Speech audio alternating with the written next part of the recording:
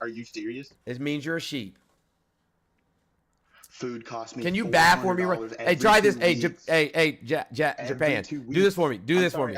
Do that for me. I'm sorry, the DNC's paying you. Do that for me. I'm not. DNC's not paying me. Shit. Okay, that's fine. If you say so. Hey guys, listen. Can y'all send me my DNC money? Hey guys, can y'all send me my DNC money? I know you are. Can y'all send me my DNC money? Please. DNC, if you're watching right now, can I get my DNC money? I'll probably just go. He's scared. Yeah, I know. Scared. Look at him. They're unhinged, I bro. know he gets DNC money. Just like Harry. Just like I'm Harry. sorry, but I'm a Trump supporter, but you're making. making us look crazy right now. No, y'all are crazy. We're not crazy. No, he's just, I wish he's I just could get like, my you know, Soros I'm just check. saying this much. Soros I'm check is from late. Cali. I'm from California. I know what Harris has done, and what she's talking about the murder case is true. She did withhold it was blood evidence actually. It was, and she did withhold another thing. Did she withhold it, or did the DA's office hold it? Because these are two different things. She was in charge of the DA's office. No, she was the lead DA. She was the lead DA. No, she was the attorney general. That's Attorney totally General. different. And another thing, you know how she started being in politics? You know how when she started being in politics, she started Oh, I being in know. politics She by- slept her way in, right? No, She she did, slept with because she's William married to a Jewish with lawyer Willie in Brown, a Hollywood. married Of man that was course. the mayor from Of Northern California. course, Hey, of Jay, course. hey, That's why Jay. Because women can never. Hold on, Jess. Please hold on a second. Women can never get in on their own merits or their qualifications. It's not like she did. So I guess she didn't go to law school. She didn't go to law school. That's why she's there. She didn't go to law school. So hold on. The That's fact why that she she's got there. voted into all of the rest of these offices means nothing. Did she sleep with all of the population of California in order to get Because voted all in? the DNC backs themselves, because that's just what you do. We're all part of the root. We're all. She wasn't part of the same herd, DNC people. when she was running for state offices. Politics is just the devil. We're all part of the same fucking bird. He's a politician. Republicans and You're voting for Democrats him, are part dummy. of the exact same bird. Do you see what I'm talking about when I say GOP is spiraling? You see what I'm talking about? They're both evil. You see what I'm talking about? Understand that politics Out are evil. of control. Both sides of the bird Out are of evil. control. The more you debate about it, the worse Okay. it gets. Well, you just need to. hey guys, I'm just gonna keep my finger on the mute button because he doesn't know how to engage in a responsible adult conversation. Go ahead, JA. Is it my turn yet? Sure, brother. This is kind of crazy. No, well, I'm from Cali. That's all I'm gonna say. And a lot Awesome. of stuff that they say about communism is true. So That's why I left California, because it's all. you taxes. left Like, California you guys because believe- of Kamala Harris. No, not because of Kamala. I left it because of the Democrats and every single taxes and everything they were doing, and especially what they were doing with kids. Where now they Can I took ask where you live now? I'm in Texas Just now. Oh, okay. Hey, do Texas they is do gonna with flip kids in blue, Texas? so you better be on your way out the door. Jay, No, what do they do with kids in Texas? Well, Did you Texas hear was- about Greg Abbott protecting a literal foster care system that was SAing hundreds of children? Did you hear about that? I'm against all that, but I'm also against Oh, but in I mean, that's your- California where that's they your took the. Republican governor, How's your man. power Am I grid gonna working get out? to answer? How's your Am I gonna power get to grid answer, or are you working gonna out? just talk? Well, with me, it's fine. That's why we have power generators. I don't really care. I have a power generator, dude. Your But entire government can't function a actual working grid, and they literally harm children. Their own ICE, the ICE people, the Border Patrol, the National Guard, they've all been accused of harming children at the border, like all this shit. But you're like, yo, but I live in a red state. Same thing happens You in can say all California. that, So but what are you can't- talking about? So everything you're Show talking me about the happens data all of over. that. It You can't happens explain everywhere in why violence is- California. The woman that we're voting for, the woman we're voting for, literally prosecuted people like that. Sure did. Put so many predators behind bars. Sure did. Which ones? She only prosecuted ones? 42. She also went 45 after cases that big involved- businesses. Yes, she did. Corporations. She Didn't did she go so after much somebody? good as a prosecutor that you don't even want to acknowledge Same it thing because then you'd have to admit you're an idiot. Yep. Let's talk about the people that she wouldn't send to jail because all they had were nonviolent drug crimes. So she didn't put them in jail at all. She sent them into work programs so that they didn't have to go to jail. And then she created new work programs for people to get out on early release. You know how easy it is Yeah, not to that's go to called jail in California? Right now, But I thought, hold on, I thought she was sending everybody to jail. Now it's easy not to but go to that- jail. You can't be No, on but both they sides of the switched same all that. argument, bro. You got to pick a struggle. You got to pick a struggle. Around. You gotta pick a struggle. You They gotta just be did on that a one few side years or the ago other where side. you have to steal over $1,000 just to be Slavery. considered to go to jail. What's up? Slavery. Jay, It's slavery. what do you, That's why they have so much crime in California right now. I just left California this year, so it hasn't been that long. Legal. I just got here in March. Jay, how do you feel about the officer in your state that just got arrested for shooting a woman in the face for holding a thing of water that she was taking off the thing and making a joke Oh, I'm not. after she like I called said, for help? I'm not pro cop. I'm pro good cops, not bad cops. Don't get me wrong. I'm not Well, 100% Ain't no for such thing. everything they do because there is a lot of corrupt cops out there. Right. So I've so do seen you them. know I that- grew up wait, in South hey, Central Los Angeles. Jay, slowly I was roll, born dude. in Do you East know- LA. do Down. you Wait, know that shut the that- fuck. wait, do you- Oh, hold No, on, bro. you're not- What? No, Bro, immediately what? no. Yeah, You're bye. just being Yeah, okay. I was just going to point out Talk to that yourself, that Nick. cop Legal slaves. worked at 6 different stations in Texas in 4 years. That was his 6th station in Texas in 4 years. So it appears that your state loves bad cops. They just push them around into different institutions so that they can continue to be bad cops. Y'all are so unwell, it doesn't even make any sense, man. Like, y'all can't even engage in, like, civil dialogue. Connor, are you a Trump supporter, friend? You're just Yeah, I am. I'll make this quick. Are you going to be able to engage in civil dialogue before you even get started? Yeah. I Okay. mean, I would just say this, that am I voting for Trump? Yes. But I understand the people that say, how could you vote for sexual assault? And that's totally, a completely fair point, and I understand that. I would say, like, just generally speaking. You just don't care? Well, I would say from the people that I talk to, the reason I think people are voting for Trump, and I know this isn't necessarily people say, I've listened to a lot, and they say, well, it's not the president who sets it, which is a fair point. But I do think, like, the price of everything under Trump was better. Now I But completely why? understand. Hold on. But why, Connor? Why? Did you ever ask yourself why? Why were Yes, the I bought prices prices. better under Trump? Why? Answer that question for me. I mean, I'm not going to sit up here and lie and say that I'm super into the politics. But know I can tell you why. Thank you, Obama. They say thank you, Obama. Well, yeah, I'm not going to argue that, but I'm doing. Okay, so what did Trump name a policy that Trump passed that made that was great for all American citizens and made the price of anything different? Look, I'm not going to lie to you and say that I do know one. Like I said, I'm house not mortgages. into it. Yeah, But I'm just gonna say- he actually deregulated the housing market and removed consumer protections, and that's why the price of houses is so high right now. $1,200 for a So yeah, rental. so he hurt you. He hurt you. Can I just make my point and then I'll get off? Well, no, I- no, We Connor, want you to Connor, get Connor, off. Connor, no, We Connor, wanna it doesn't work conversate like with that. you. Connor, it like, doesn't work this like is that. all I'm saying, and I'm not necessarily agreeing with you. I'm not saying that like Connor, Trump hold is on like- a second. Connor, hold on a second. Hold on a second. You listen. If I said, "Hey, listen, I'm going," you know what I'm saying, to eat at fucking Carrabba's, and that's the only place that I'm ever going to eat at, and then somebody asks, "Well, why?" Right? And I can't give you a single reason as to why I only eat at Carrabba's, right?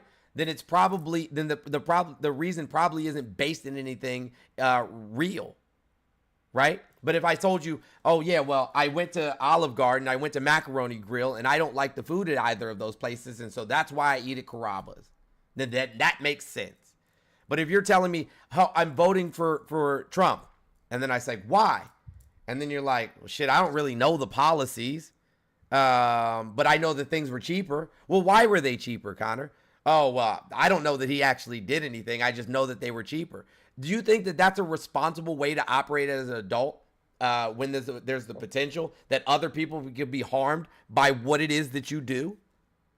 No, I'm not saying that. All I'm saying is like whenever I hear someone say, "Well, how Connor. could these people vote for Trump?" Well, all I'm saying is like, I think the fact is, and you can call them uninformed. I think that's totally a fair point. But what I'm saying is, I think that's the reason you get a lot of people that are voting for Trump. They are saying, I don't necessarily care what the reason. It might not be valid, but I just know things were better. So like, I'm just going to vote for him. I need to correct myself real quick. So apparently the shooting that happened recently was Springfield, Illinois. I was referring to another shooting that happened 2 years ago.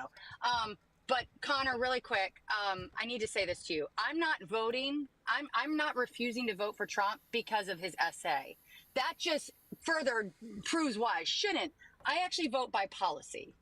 Trump also offered no policy. Trump gave Still our doesn't. deficit $8.4 trillion. Okay. He added $8.4 trillion to our deficit and gave us no policy legislation that added to our economy whatsoever. In fact, the only thing that he did that gave a net growth to our deficit was his tariffs that cost us more economically than it did give us financially.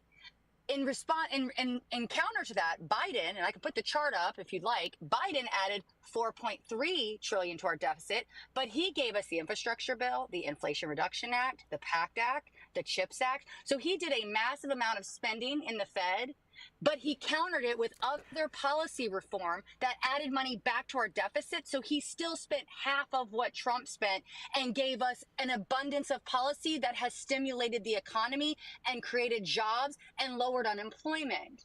So what you're voting for and what you're telling the world in this chat in real 4D time is that everyone's voting for Trump because of his rhetoric and your feelings and not the reality of what he offers to us as a government. That's a problem. Wait, I need to say something. Go ahead. Absolutely, she's having a baby. Connor, I'll come right back to you. Hold on 1 second. And this is no tea or shade to anybody, but her name was Sonia Massey. We really got to stop only bringing up Black women to prove a point and then getting it wrong and just glossing over it. Like, that's mad disrespectful. Like, if you guys want to debate about who to vote for. I want to apologize. You're right. I should have. Yeah, I was just in a live talking about it, and that's the only reason it was fresh on my mind. So I apologize. Yeah. We just gotta be respectful. And fair enough. So I just wanted to say, I think one of the problems that we're having right now is everyone's in a panic, but things have been bad for a really long time. Absolutely. Things have been bad for so long. I know, at least, and I can speak for the Black community, and I can speak for women that I'm in community with. Like, we've been sounding the alarm for a long, long time. Now everything is in chaos, and we're dealing with one big mess. Me personally, it makes common sense to work with someone who's able to work with other people. That part. I personally feel that Kamala Harris is able to work with other people. Politics aside, history aside, education aside, degrees aside, just who can actually work with Congress?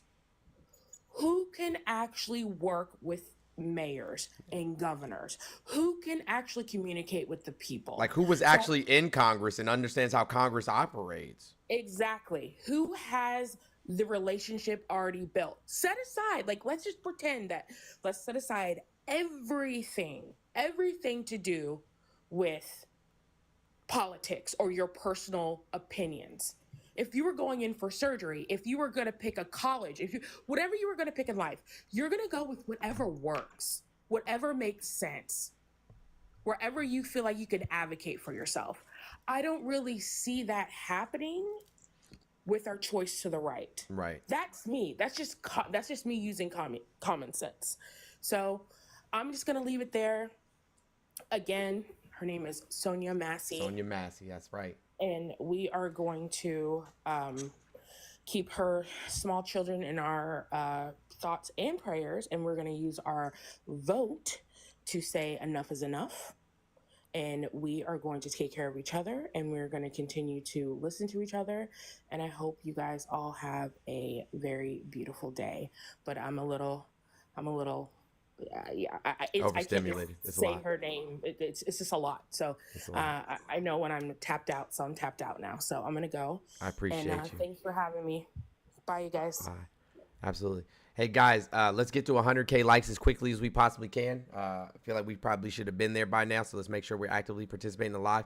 We only have $260 left in today's daily goal, and there's over 600 people here. So if half of you just sent $1, we'd be well over our goal. You can send it to the Cash App or any of the pay links in my bio.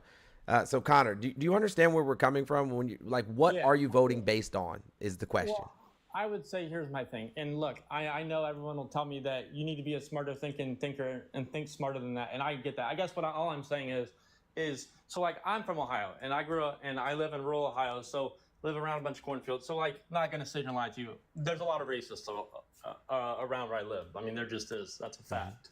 So, you like hear a lot of people and they go into the typical Trump, like MAGA or whatever. Like, I wouldn't say I'm like that. Like, am I a Republican? Yes, but I like to use what does being a Republican mean to you? What does that mean? I mean, I wouldn't even say I necessarily know what it means. It's just like what I kind of grew up around. So I guess you kind of grew up around that. But as I've gotten older, I've like I actually liked Obama as a president. Like I thought he was a good president. He was a great president.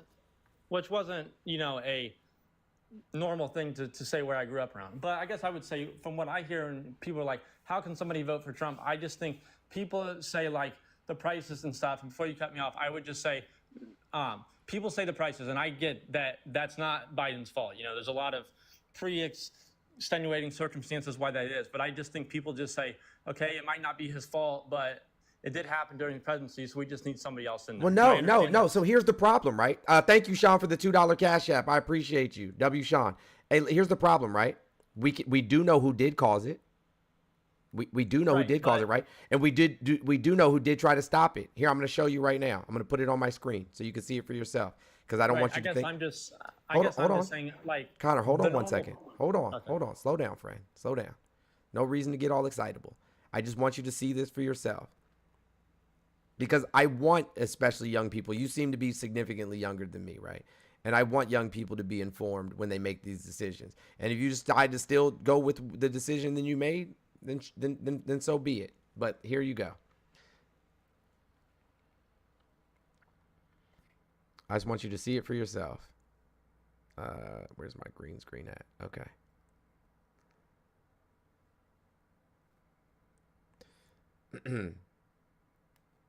This is the gas price. This is the oil and gas price gouging bill. Okay. You see where it says Democrat right here and then Republican right underneath it? Yeah. Okay. Well, how many yays are for the Democratic vote? 4. No, yays, No. not nays. Yays. Oh, 217 if I'm reading Gotcha. that right. Right. How many yays are there for the Republican Party? 20 or sorry, 0. 0. Why would the Republican Party not vote to stop the oil companies from price gouging their consumers? I'll be honest, I don't know. How many nays are there? For the Democratic or Republican? Republicans. 20. No. 203. Is it cut off? It's cut off? Yeah, No it's cut problem. off. That's fine. I'll change the layout so you can see it better. Hold on 1 second.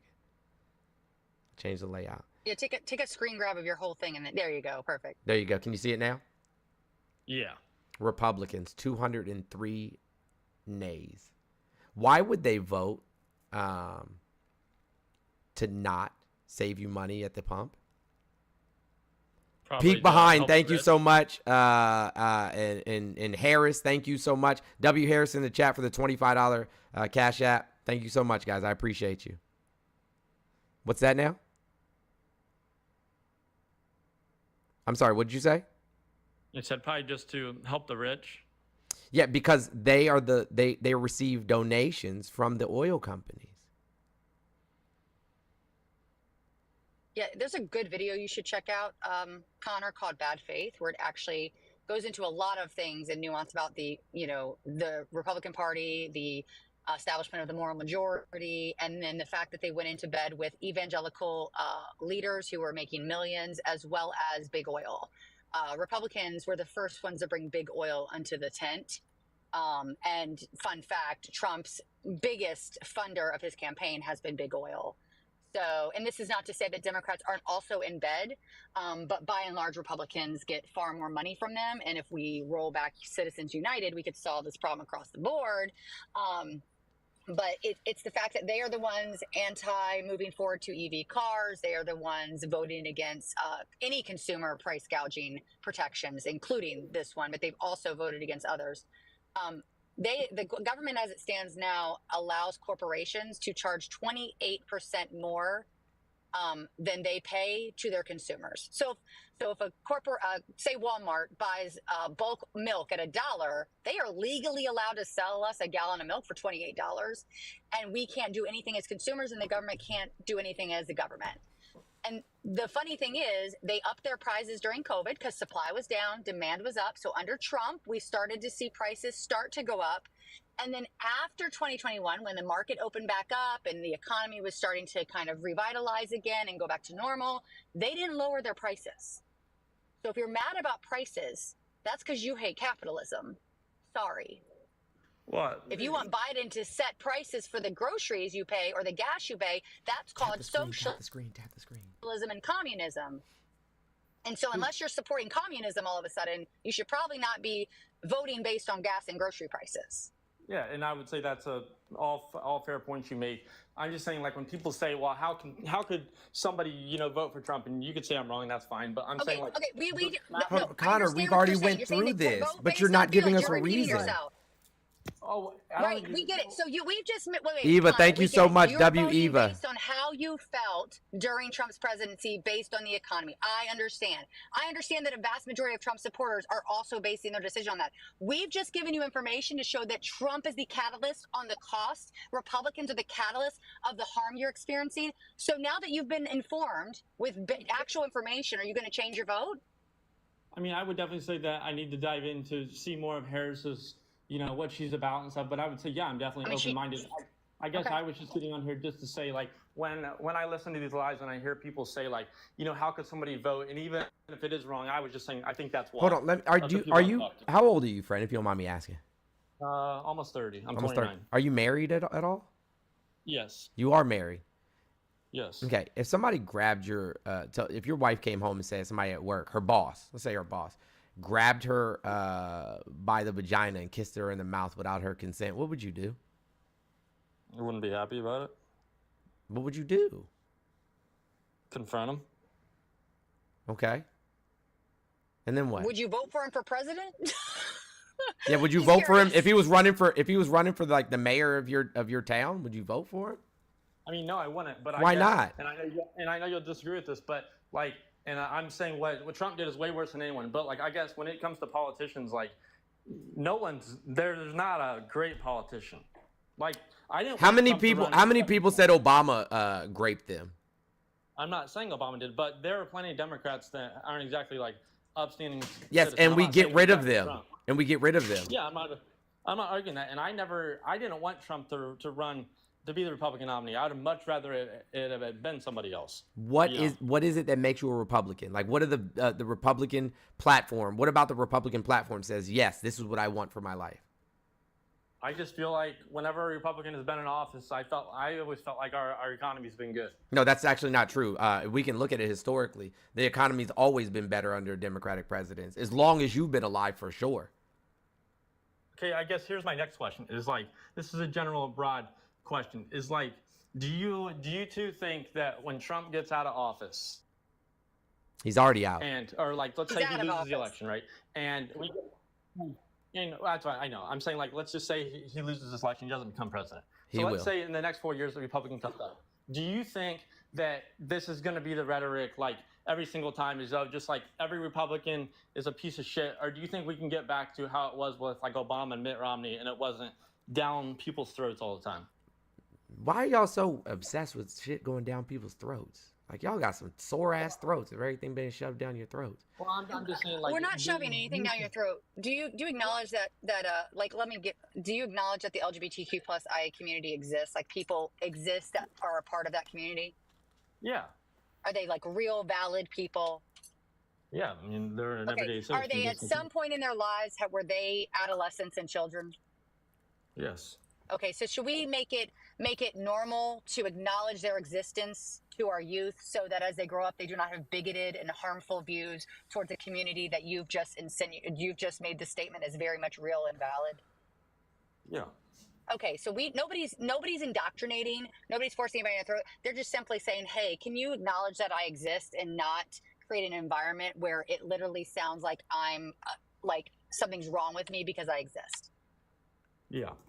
Can you name a time in history that conservatism has been good for the American people, or any society for that matter? Can you name a time in history where conservatism is good?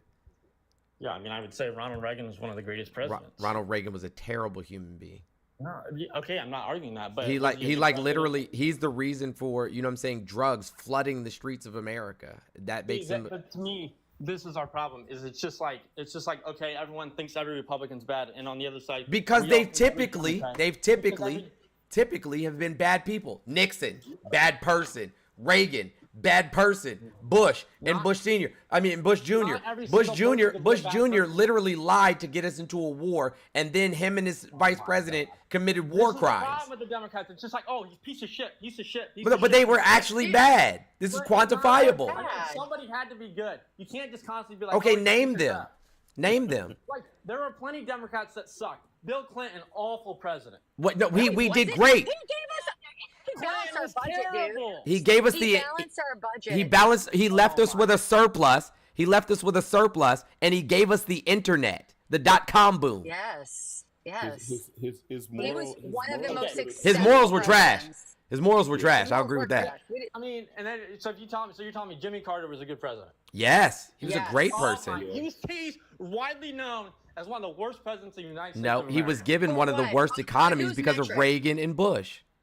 Dude, You know, oh my it's- God. You listen to it's anyone, they'll tell you it's Reagan funny was a how good president. So you're saying point out Reagan's not a Jimmy good Carter president at for being all? one of the worst presidents in the past, but he did. If you look at his legacy, he was one of the nicest presidents. One of the most well-respected people in the history of the Well-respected. presidency. Now, You would say no Republican who's ever been president has been a good president in your I didn't eyes. say that. Not in my Well, lifetime. So then you know who was what, the last good I'll say this: Republican president? when you look at policy and you look at the Republican presidents, they always seem to take a dip. They always seem to cost us a lot of money. You say Ronald Reagan, okay? I'm in education. That's where they screwed the pooch in the Yep. start of education. No child left behind. With Nancy Reagan, or his wife's, no student left behind. No matter if they can pass or not, just promote them to the next grade. Push 'em through. And bullshit. That's exactly what she did. What are you talking about? No, I said push them through. I Said push them through. Oh, Yeah. I'm sorry. Sorry about that. But yeah, so I mean, the facts are the facts. Like you know? Ronald Reagan said after he had some African delegates come to visit with him, I'm surprised these monkeys even wear shoes. Yeah, I Does that make him a good person? I'm surprised these monkeys even wear shoes. Connor, do you recognize that every recession and depression that we've experienced in our history has been a result of Republican policy? This is the problem. Like, we just sit up here and we're like, okay, every Republican's been crappy. No, Hold on, no, Connor. no, No, we're- Connor. no, Connor. I'm- Connor. Jesus Connor. Christ. This, I don't hold know. on, Jess. Hold on, You Jess. say, Hold on, Jess. I'm oh, gonna approach this a every different way. Democrat Hey, sucks. Connor, listen to me. Connor, listen to me for a second. I just want you to hear my voice.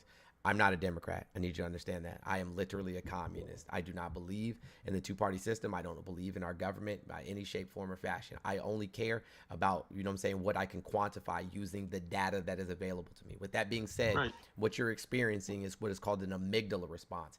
Anything that goes against your core values, right, triggers your amygdala. That's your fight, flight, fear, or fight, flight, freeze, or fawn response, okay? And so because it goes against what you've always known to be true, because you've said yourself, I grew up in a very conservative town. My family is conservative. The Republicans, this is all I know. The people around me are racist, so on and so forth. And so this new information, right? Your body, your brain doesn't know the difference between physical pain or emotional pain. So your body is saying, fuck this, we have to reject it and we got to fight it at all costs. That's why you raised your voice and got upset. If we're looking at this objectively, Connor, listen. If we're looking at this objectively, we can objectively look and see the things that they said and the things that they did and the harm that it caused American citizens. And we can objectively say that they were bad for the whole of the country. Now, were they good for rich people? Reagan was amazing for rich people. Nixon, he was about to go to jail. If he wouldn't have resigned, he would have, right? But then he was pardoned by his vice president, right? Who assumed office. The reason that Jimmy Carter had such a hard time is because trickle down economics was an epic failure. And so when Nixon was an epic failure. And so when he came into office, he quite literally had to pull himself up from that epic failure. Yeah, I mean, I understand that. But what I'm saying at the end of the day is I just hope after this election we can get back to where it's not, and I understand Trump created this.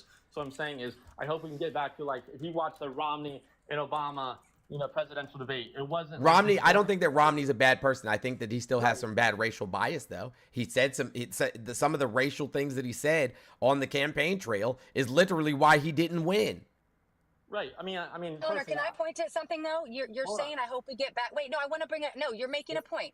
I want to point to the fact that every single Republican that you speak of in past that was reasonable, willing to have conversations across the table, still someone that we wouldn't vote for because of their policy platform, but people that were willing to work with Democrats, they have been pushed out of the party. So to say when Trump is gone for good, hopefully after this next election, that are we going to go back? We can't. The party that you have attached yourself to is not the party you have in past history. This is the MAGA party. That is why we have Marjorie Taylor Greene. That is why we have Kevin McCarthy. That is why we have Matt Gaetz. That is why we have Lauren Boebert. That is why we have Bob Good and John. Like these people exist because of the fact that you have lost your party to a singular man. So no, to answer your question, it's very unlikely we will go back because the party is now this new MAGA movement that is not going away. Hey Jess, I got to restart. I just got 2 restrictions back to back. Do you think it's impossible? Hold on, Patrick. Hold on 1 second. I just got 2 restrictions back to back. My live got flagged twice. Oh. So I got to restart. Sorry. Hey Connor, do you want to come back? Yeah, I can. That's fine. Right, shoot me a follow, and I'll bring you back up when I come back.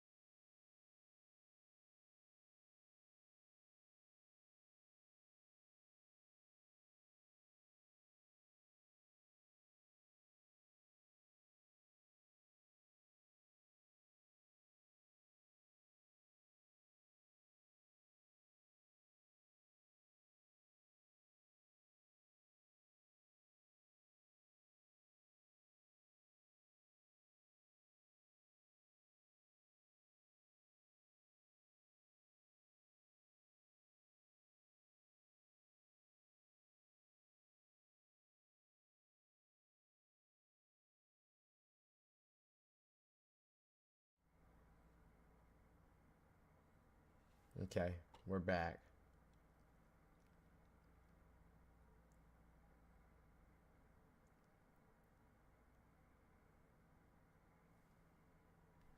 Hi. That's right, the coconut tree. I had to restart. Yeah, I got flagged because people were reporting. Tap the screen as you enter. Tap the screen as you enter. Tap the screen as you enter. Thank you so much. Have some water. Say something kind about yourself. Team Coconuts. That's what I'm talking about.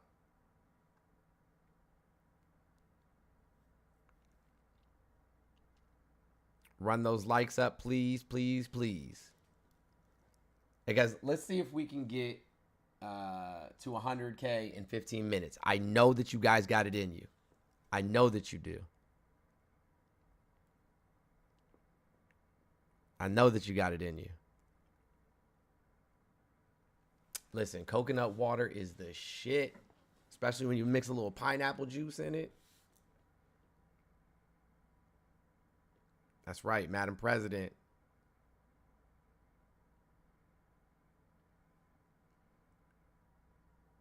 Tap the screen as you come into the live. Tap the screen as you come into the live.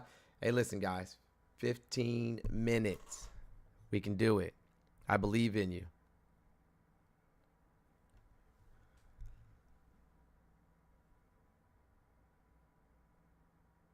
No pineapple juice and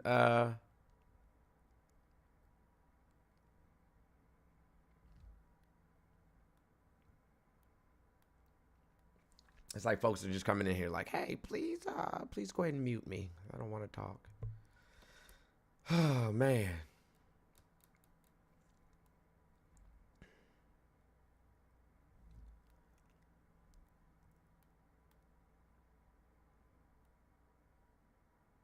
Pineapple juice tastes strange. Pineapple juice is delicious.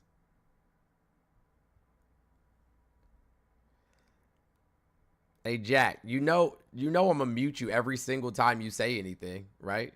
You know that, right? As long as you're not willing to request, we're not willing to listen to what your comments are. We're not willing to read your comments.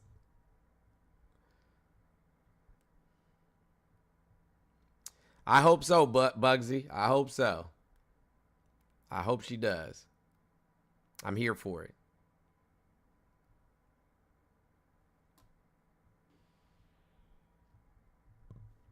Hi. Yeah. Hey, can I ask a question really quickly? Sure. Why do conservative men hate women so much? I I don't know. For the same reason that women won't date them?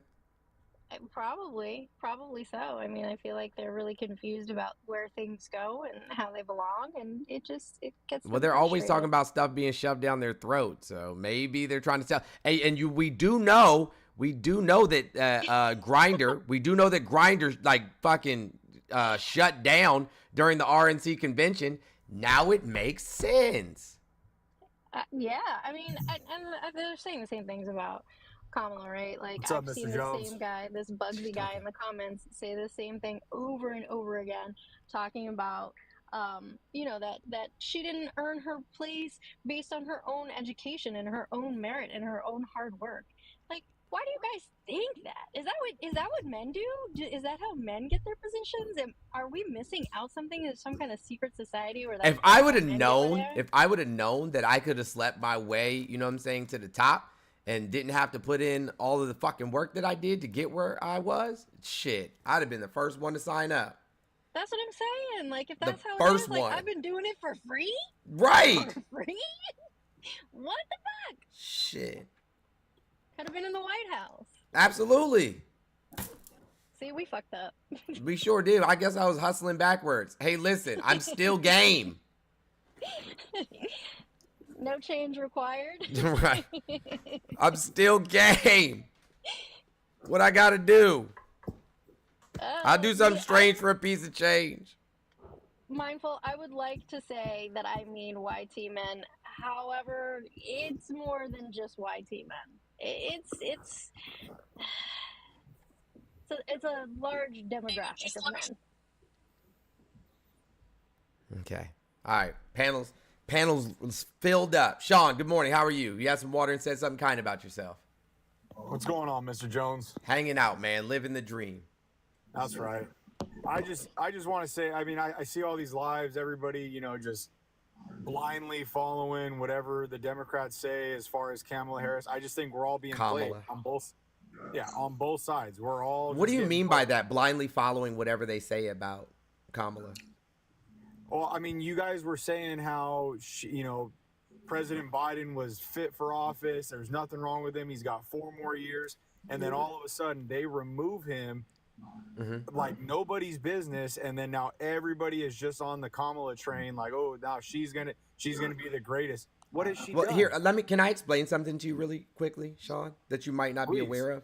Yeah, I'd be happy to. Let me explain something you might not be aware of. So, leftists typically. Now, I'm not a Democrat. I don't really fuck with, you know what I'm saying, like the Democratic Party at all for a variety of reasons. And I'm definitely not a conservative because I don't think conservatism has ever moved any country or any society in a good direction, right? And so, with that being said, like I'm not a liberal because I'm not open to other people's ideologies. Like I'm vehemently against most other people's ideologies. So I don't fit in any of those categories, those traditional categories, right? With that being said, I do know for a fact that people that tend to lean slightly left, right? Because according to the Overton window here in the United States, we don't really have like a leftist party. We just have people that are left of center. Tend to care more about policy and the platform. And so they're backing the platform of the Democratic Party. They could give two shits, you know what I'm saying, like necessarily who is the helm of said platform, because the platform is what is important. Now, here's the difference maker, right? Is that she is not as pro Israel as Joseph Biden is. She, right, is going to be a slightly more progressive, not even slightly more progressive. She's drastically more progressive than Joseph Robinette Biden. Joseph Robinette Biden is a center right, always has been. That's why he was able to strike so many deals across the aisle with the Republican Party. That's why he was willing to pass that border legislation that they lobbied for, that bipartisan border lobby. Hold on, let me just finish. So the reason that they're excited about Kamala is because she is a woman, and women have been fucked over in this country since its inception, and even more so over the last 8 years. And so that's why they're excited about her. And I appreciate you letting me speak. I know this is your live space. Okay. I see them all day. I appreciate having, an intelligent conversation with you guys. I just think all of us, we're all being played. It doesn't matter what side of the aisle you're on. I'm a centrist myself, but what struck me as far as I felt that he was more for America, not any left Who issue was? or right issue. So, Donald Trump. He said And- Trump. Oh, okay. And what? Oh, I'm sorry, because my audio cut out. I had to refresh it No, you're on good. Twitch. That's In what way though? Like in what way? Like, can you name a policy that he passed that was positive for like all American citizens? The border. Yeah, no, he didn't pass a border policy. Well, Did because zero border policy. They wouldn't let him. Why wouldn't he? He controlled. Run Hold on, Jess. Yeah. He controlled the House and the Senate for the first 2 years. What do you mean? Who didn't let him? The Democratic Party did not let him. How? He pass. controlled the House and the Senate the first 2 years. Who didn't let him?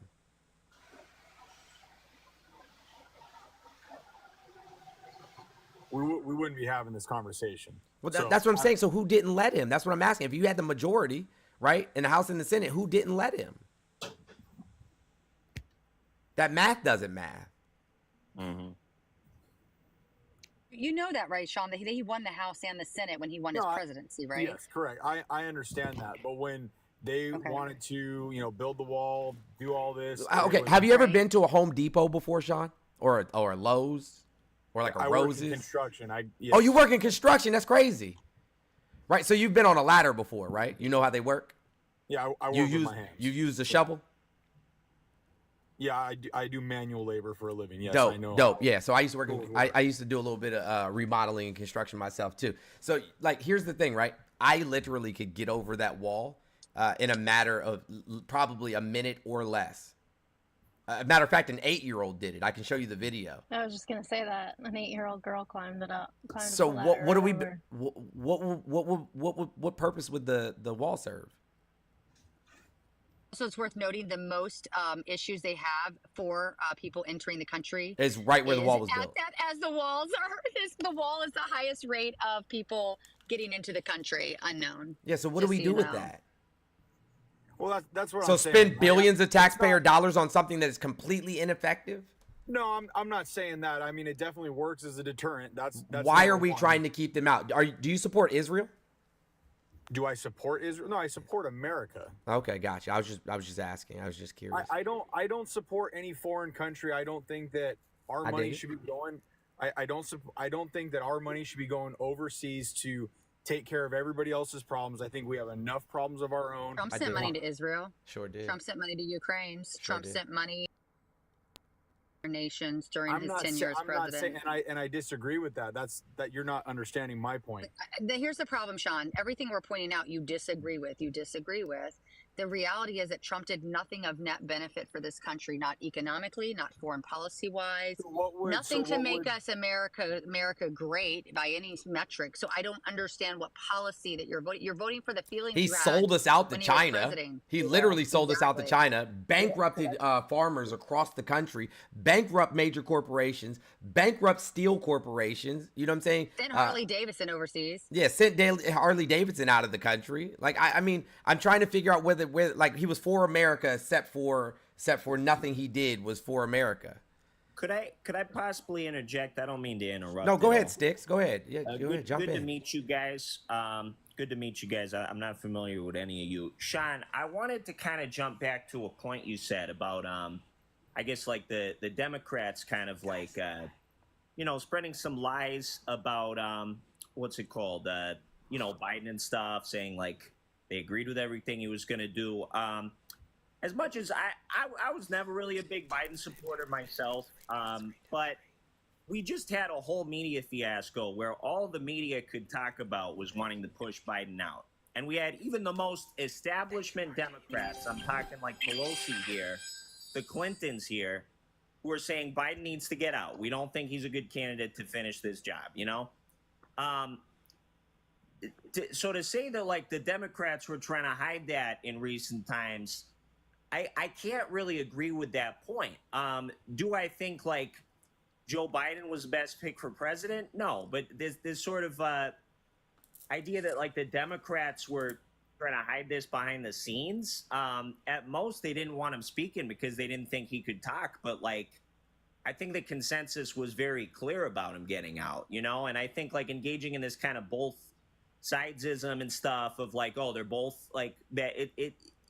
You seem to make your like views on it very clear. But I think that's just, I just think that point is disingenuous is all. Guys, we're approaching that 15 minutes and we're not at 100K. Please tap the screen. Please tap the screen. Share the live. I hear what you're saying, Sticks. Listen, I respect everybody individually. I have no hate in my heart towards anybody in this country. I just think that we're all being played. Yeah, I'm gonna have to like say that I don't trust that, right? Because you're willing to vote against the best interest of other people. And so if you have like no ill will towards them, like, listen, here's the thing. If I knew that if I walked into, you know what I'm saying, like a room, a closet, right, and I flipped the switch, that it was going to electrocute, you know what I'm saying, like half of the people in my neighborhood, there's a good chance I'm not going to go into that closet and flip the switch, even if they're telling me that it's going to benefit me somehow. Because like, why the fuck would I go in here and hurt a bunch of people, you know what I'm saying, that I don't know for no reason?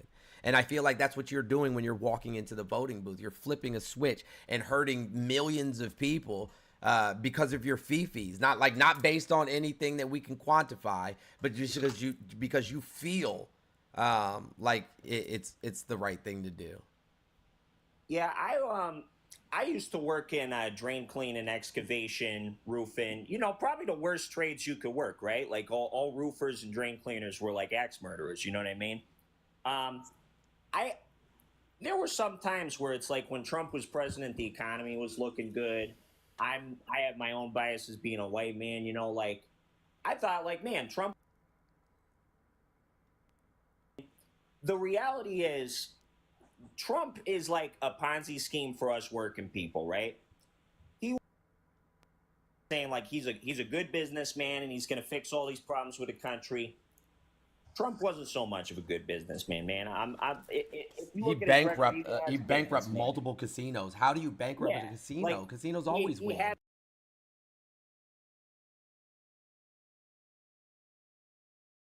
not happy with my taxes, man. I'm gonna say I'm not happy with my taxes. Like the guy, like I don't know, his entire presidency. It felt like last election. I don't think anybody in it.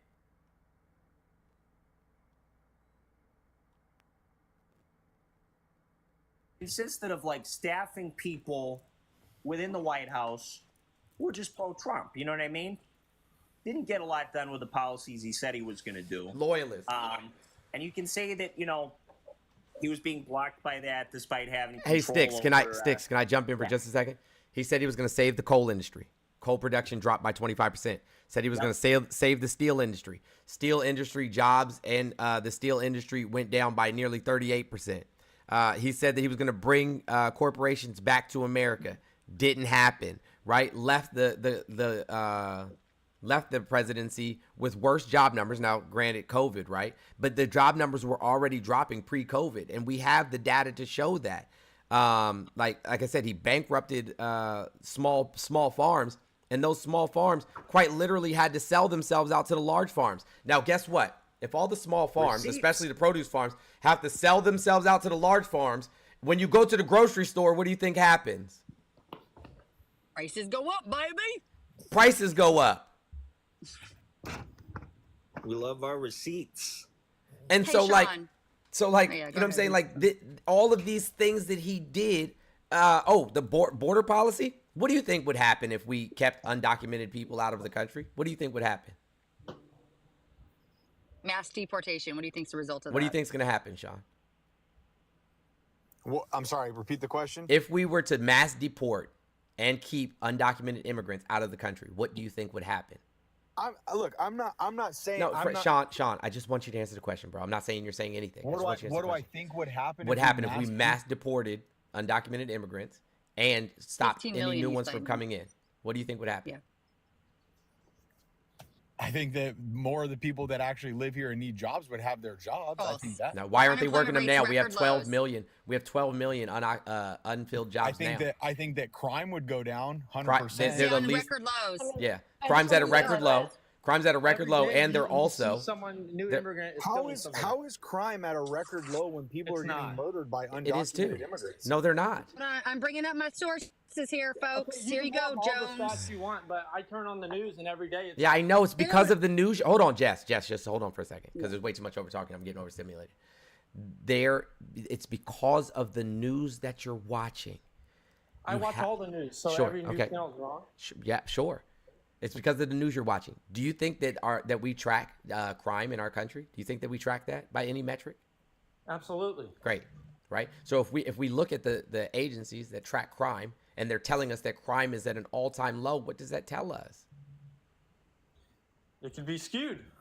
In what way?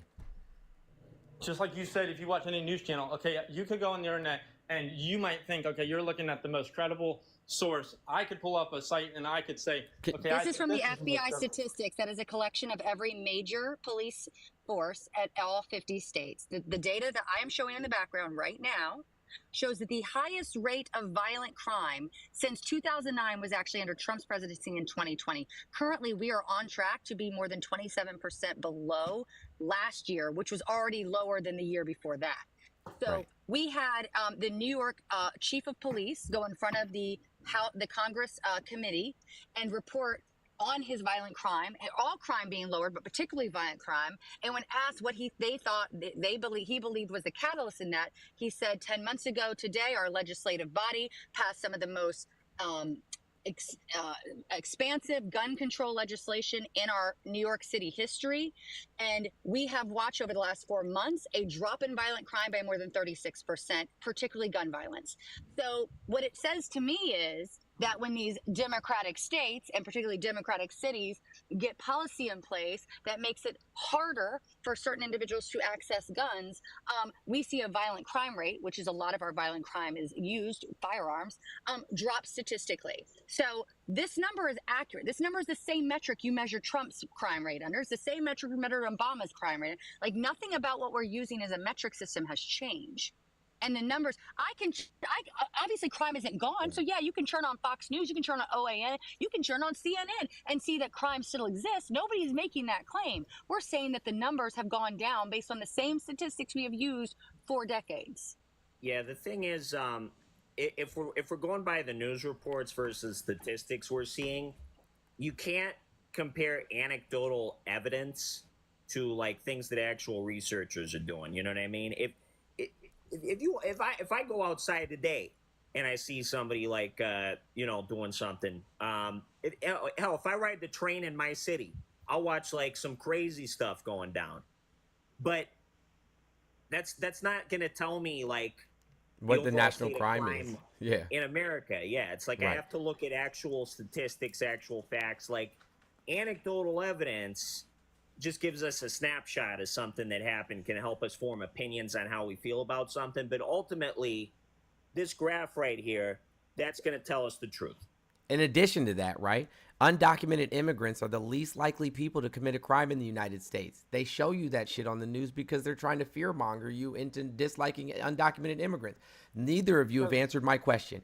If we Because said, a lot of them hold that on, are coming over here, you're seeing it. They're like undocumented immigrants. They're killing people. I mean, that's no, just they're a not. fact. What is undocumented? It's not a fact. What does undocumented mean? It means you're undocumented. What does that mean? You come over here without a passport. Yeah, no, that's not what that means at all. Look, I hang drywall for a living. I know. Right? I know, guys, but I can't have both of you talking at the same time. I just want to make sure that you leave here. You know what I'm saying? With some information. What does undocumented mean? Because it doesn't mean you come over here without a passport. That's not what it means. Yeah, it's not without a passport. You are in this country legally without papers. You do not come the right way into the country. Yeah, that's not true either. Yep, that's not true either. Then please enlighten me, because Gotcha. I'm open to healthy, I know. discussion. And that's what I'm trying to do. Undocumented means that you don't have legal standing within the United States, simply. And that means you don't have an American visa or an American, you know what I'm saying, legal status in terms of like a green card or citizenship. That's all it means, right? It doesn't mean we don't know who you are. We do, right? We do. We know who you are. It doesn't mean, that you've committed a crime, because most of these people have come here under asylum, right, which is legal, which is a legal way. You don't have to come through a port of entry. It doesn't matter how you get here. It just matters that you're here, right? So these people aren't illegal. They just don't have legal standing within the United States, right? Now, I'm going to ask both of you a question. I just want you to answer, you know what I'm saying? I just want you to answer really quickly. Sean, what states border you? I'm in Texas, so Gotcha. I'm right. Yeah, I'm right Mississippi. in the border. Well, New Mexico and Louisiana. Gotcha. And Connor, what about you? What states border you? Michigan and Indiana. Michigan and Indiana. Got you. Do you know all of the people that live in those states that you just named? No. No, you do not. What about you, Sean? Do you know all the people that live in the states you just named? No, but what I was getting at earlier. Okay, hold on. Just follow me for a second. If somebody were to come from those states, is there a chance that they're a rapist or an unaliver or a drug dealer or a gangbanger? Is there a chance that they are? 100%. Yes. What about you, Connor? You think there's a chance that there are? Yeah, absolutely. Gotcha. Okay. Here's my next question. Right? If they come into your state and they commit a crime, what will happen to them? They go to jail. Oh, okay, gotcha. What about you, Connor? If they come into your state and they commit a crime, what's going to happen? They're going to get charged with something and go to court. Should we build walls between your states and the bordering states? I mean, I think if there's enough crime, yes. No, I don't agree with that at all. Okay, gotcha. But Gotcha. Okay, so here's my next question. So you're not worried about those people, right? You're not worried about those people, even though they don't live in the same geographical location to you, because these are just arbitrary lines, right? That we're talking about.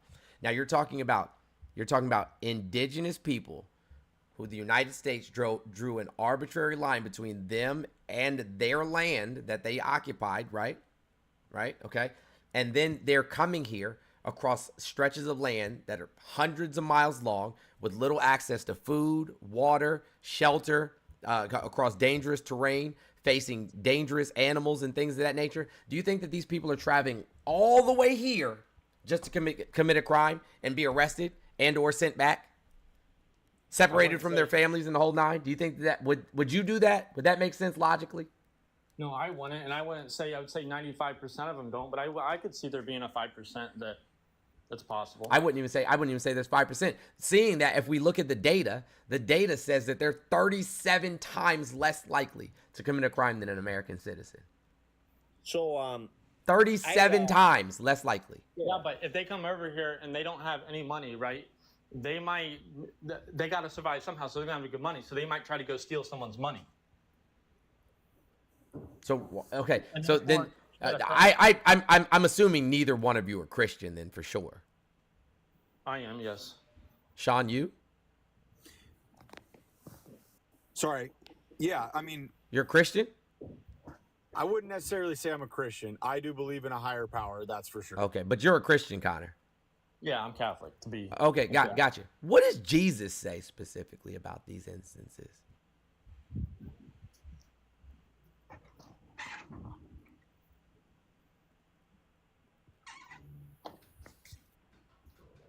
Say that again.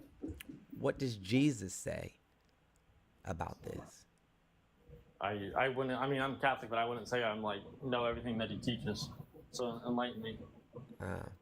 He says, treat the stranger among you as your own, for you were once strangers in the land of Egypt. He uses the word sojourner, actually, which means traveler. So that means person from another land, as you would your own, for you were once sojourners in the land of Egypt. He says that if you do not take care of those that are seeking food and water and shelter, and access to health care and so on and so forth, that he will, if you turn them away, then I will turn you away from the gates of heaven. He literally says that. Matthew 25 verses 31 through 46. I mean, here's my final thing I'll say about it is like, because I heard you earlier talking about this, is the main thing this blows my mind, I don't understand, is like somebody said, you know, like, if you're just, he goes, I have no hate for anybody. Okay, so if you have no hate and you're a good person, you pay your taxes, have your family, treat your neighbor perfectly, but yet you vote for Trump, that just makes you like the worst person. Yeah, because that's not treating your neighbor well. Because you understand. But like, at the end of the day, I'm just voting for somebody who I think should be president. That doesn't mean I'm based on what? Then that's why we asked you. Based on what? Based on what? What?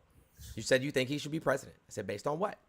Because I think when he was president, our economy was better. We already went over this. But we've already went over that. That's not true. But the bottom line is, when Biden was in office, it was worse. And you can say whatever. By every measurable, Connor, you're having the amygdala response again, friend. Slow it down. It's the fact that it was worse than Biden. So somebody's got to be to blame. And even if it's not Biden's fault, well, we got to blame. It's called COVID. COVID's to blame. If you want to blame somebody, but Biden was in office when that happened. No, Trump was in office in 2020. Connor, Trump was in office in 2020. He was the catalyst of this, what we're experiencing right now. He cut taxes for major corporations, and he caused a massive deficit. So this is my background right here, is the deficit that Trump and the deficit that Biden caused. The deficit on the left is $8.4 trillion. He added that deficit with zero policy. Sean, I hope you're listening, because it seems like every time someone asks you a question, you're not paying attention. But every $8.4 trillion added to the deficit by Trump with zero legislation passed that benefited the American people. Now, Biden, on the other hand, also added to our deficit. Not going to deny him that, but $4.3 trillion while he passed infrastructure, Inflation Reduction, CHIPS Act, PACT Act, four pieces of legislation that had. Wait, can I finish speaking, Connor? Four legislation pieces that had massive spending attached to it. However, he passed other reforms that added money back to that deficit so that his deficit was still 50% of Trump's with all of this economic growth. He made job creation. He allowed for job creation. He allowed for the unemployment rate to be record low for over 18 months, 50-year record low. Like, he did that. Look, You're still debasing your decision. Our economy still sucks. No, it actually doesn't. Inflation rate is 3%. Hold on. Hold on. What you two are not going to do is sit up here. Hey, can we bring the tone down a little bit? I don't understand what you're so upset about. I really don't. So let me tell you why. You were going to sit up here and say that, oh, everyone's a bad person. So what? They're going to vote for We didn't say you were bad. You did. Wait. You basically said, no, you're a bad person. I said you're making an uninformed. You're making an uninformed Jess. decision. Let me get my live in order. Hold on. Hey, Connor. What? Hold on, friend. Like, does this seem? I'm being dead serious right now. Does this seem like well-regulated behavior at all, my guy? This is how insane that like both sides are. You haven't heard me act like this. I can't vote for one candidate, but hey, you're a piece of shit because you vote for like one side. Okay, I voted for one side. You disagree. Let's go on with our merry day. Well, no, see, great. Okay, listen. Here's the thing, right? Imagine, picture with me if you will. Picture with me if you will. 1936 Germany, right?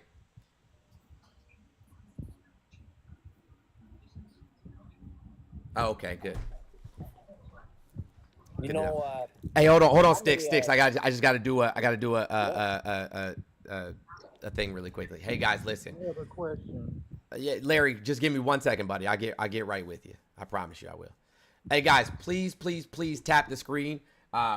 We missed the mark by getting to 100K in 15 minutes. Let's please try to get to 150K as quickly as we possibly can. There's over 700 people in here, so if we can, like a third of you sent $1 to either the Cash App or any of the pay links in my bio, we can hit our daily goal. I appreciate you all being here. Make sure that you're gifting the panel. Make sure that you're tapping. Make sure that you're sharing the live.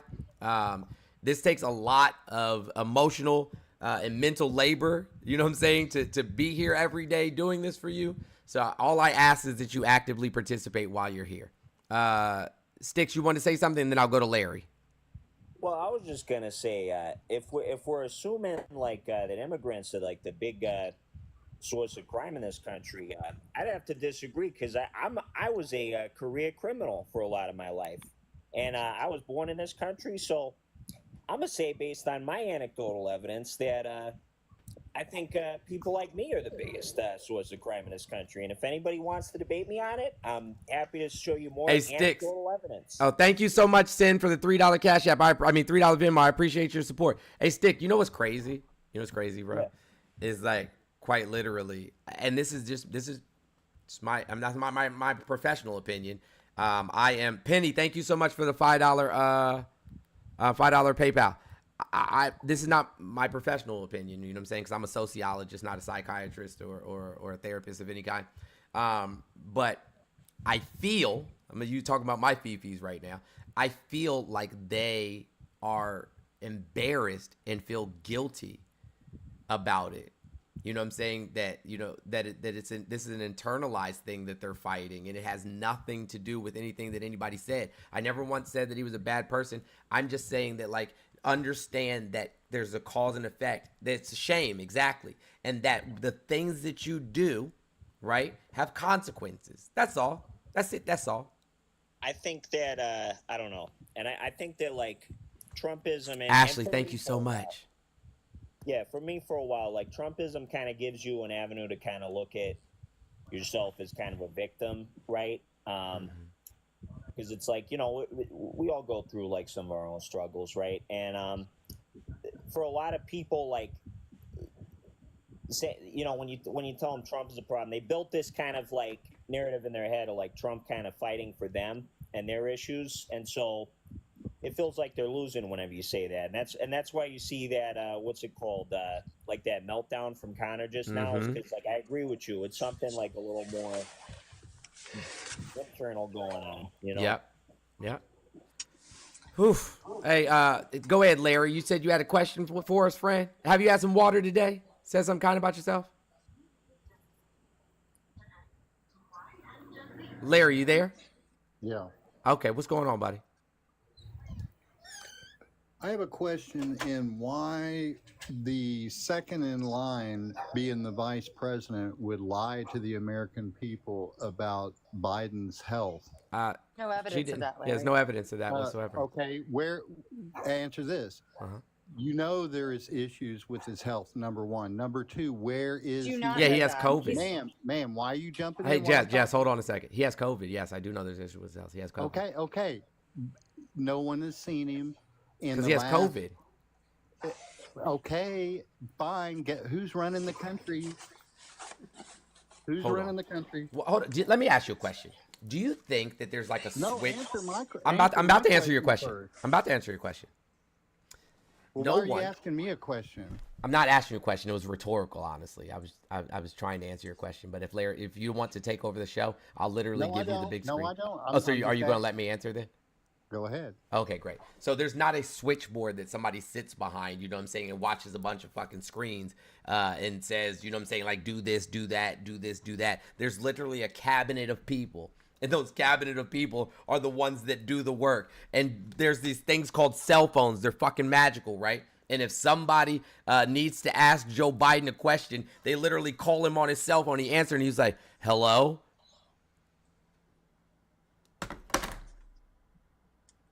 That's your answer? A cell phone? Did you hear his phone call on the news yesterday, or did you just ignore that as proof of life because it doesn't fit your narrative? Fitting the narrative of somebody on a phone. I asked you a question. Why are you responding with a monologue? I asked you a question. Do you believe that him making a call and speaking publicly on the news yesterday shows that he is both cognitive and proof of life? No, I don't. He's going to be appearing today. He's literally going he'll to be on at be 8 speaking o'clock today publicly. Yeah, it'd be on at 8 o'clock. So what about that?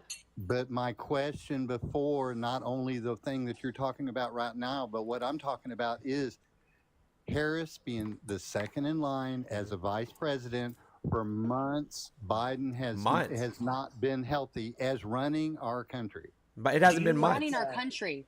He's running our country. The country does not run by a single running person. it into the ground. No, he isn't, sir. Again, guys, the over talking is too much. I cannot take it. Please. I've been holding back for a minute. Okay, yeah, Sean, that's fine. Hold on, Sean. Larry was asking a question. They were having a dialogue, and this is another issue that I see. I feel like you guys demand to be able to take up all the air in the room. Why is it that everybody doesn't get an equitable opportunity to speak? Like, Sean, seriously though, like, what makes what you have to say more important than what everybody else has to say? I'm gonna give you the space to say it right now. Go ahead. No, because it's the fact. That is a fact. This country is in a hell of a lot worse shape than it was 4 years ago. By what metric? Give me the metrics by which you measure that. Please tell me. I don't have any metrics or stats. Well, then how can you say that? Like, literally. Okay, so hold on. Sean, I'm going to give you the metrics. Sean, I'm going to give you the metrics. I'm in the real world every single day. Cool, Sean, I'm going to give you the metrics. I don't know what Cool, Sean, I'm going to give you the metrics so that we're on the same page, because I want us to be on the same page, right? We are drilling more oil than we ever have in history, and more than any other country has in history, number one. Number two, our wages are over inflation at this point, and wages have gone up tremendously. Jobs, our unemployment rate is at historical lows for all demographics, right? Right now, we had the quickest recovery out of all industrialized nations in terms from the COVID, right? Our inflation is down into the 3s. It's actually been higher at points during Donald Trump's presidency than it is right now. So by all reasonable metrics, right? Oh, and the stock market has reached historical highs multiple times, substantially higher than they ever hit under Trump's presidency. So by all measurable metrics, we are better. Our GDP has increased quarter after quarter after quarter after quarter. You know what I'm saying? Historic highs. So I'm going to ask you again, by what metrics are we doing badly? Stop letting them tell you how to feel and start looking these things up for yourself. The world is on fire. The world is on fire. Yes, the world was on fire when Trump was in office. Trump dropped a record amount of bombs. Trump dropped a record amount of bombs in Yemen. He was involved in the war in Afghan still. He quite literally allowed Russia to go into the Donbass region and quite literally start their invasion into Ukraine the entirety of his presidency and did nothing about it. He moved the embassy in Israel to Jerusalem, which started more conflict in that region. Quite literally, it was terrible. I'm not going off of my feelings. I'm not acting hysterical. I appreciate you guys letting me speak. I'm not. You are. You know, I'm asking you for some facts. Who released 5,000 Taliban, Sean? Yes. Who negotiated with the Taliban? Without the Afghan government involvement whatsoever. Who did that? Who released the Taliban? Who released the 5,000 Taliban in a joint conversation at Camp David without the involvement of the Afghan government? You got me. Trump. All right. Do you not know this? Wait, do you not know this? The American soldiers that got killed in Afghanistan. Yeah, that was Trump's fault. 69 American soldiers that died under Trump's 4 years in term. I don't know what that's even talking about. 56 of them were during combat in Afghanistan. That's a mute point. I don't know why that's even a conversation. Trump drew down our soldiers down to record lows before he signed a deal and then walked away. Why are we negotiating with the Taliban? The same Taliban that we that fought for caused 20 years. What happened in the withdrawal? Do you understand that? Thank you. They're the ones that took over Afghan during the withdrawal and caused the unaliving of those soldiers. The Taliban he released. All right.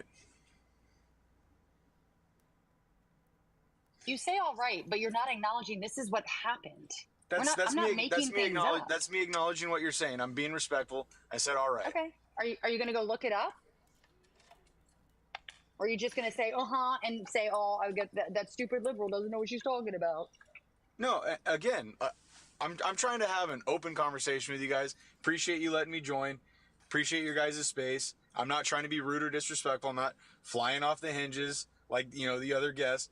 Thank you. That's it. That's it. So, Sean, it does, like, nothing, so no amount of facts, you know what I'm saying, change your opinion whatsoever. Just like, is what it is.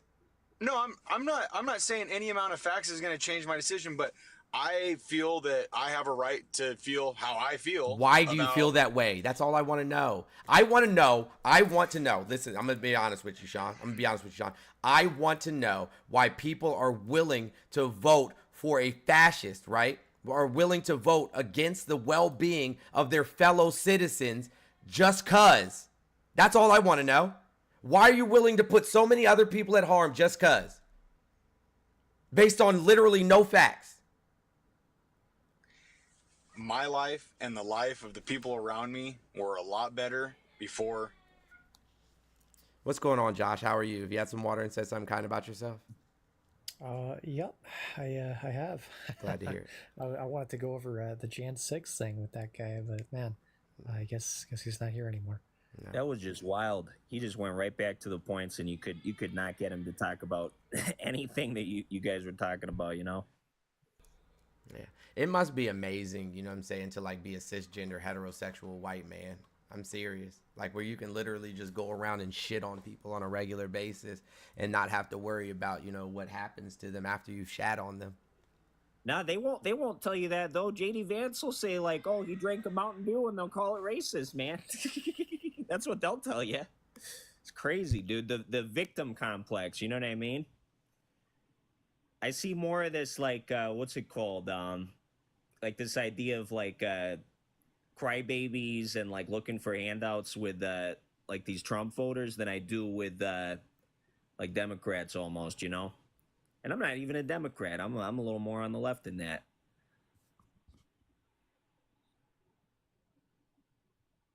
But no, I think Trump gave people a chance to just kind of latch onto their victimhood, Stick to say I know a few guys.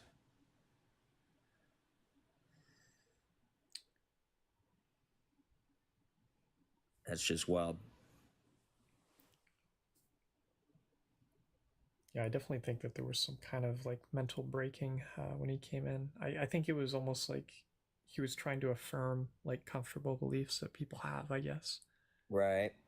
I mean, yeah, it's the same like talking points I've heard for the last like 8 years. I'm just so tired of it. You know what I mean? I'm not even as up to date on my statistics and everything else because I'm like, what is the point of arguing at this point? Like people just want to,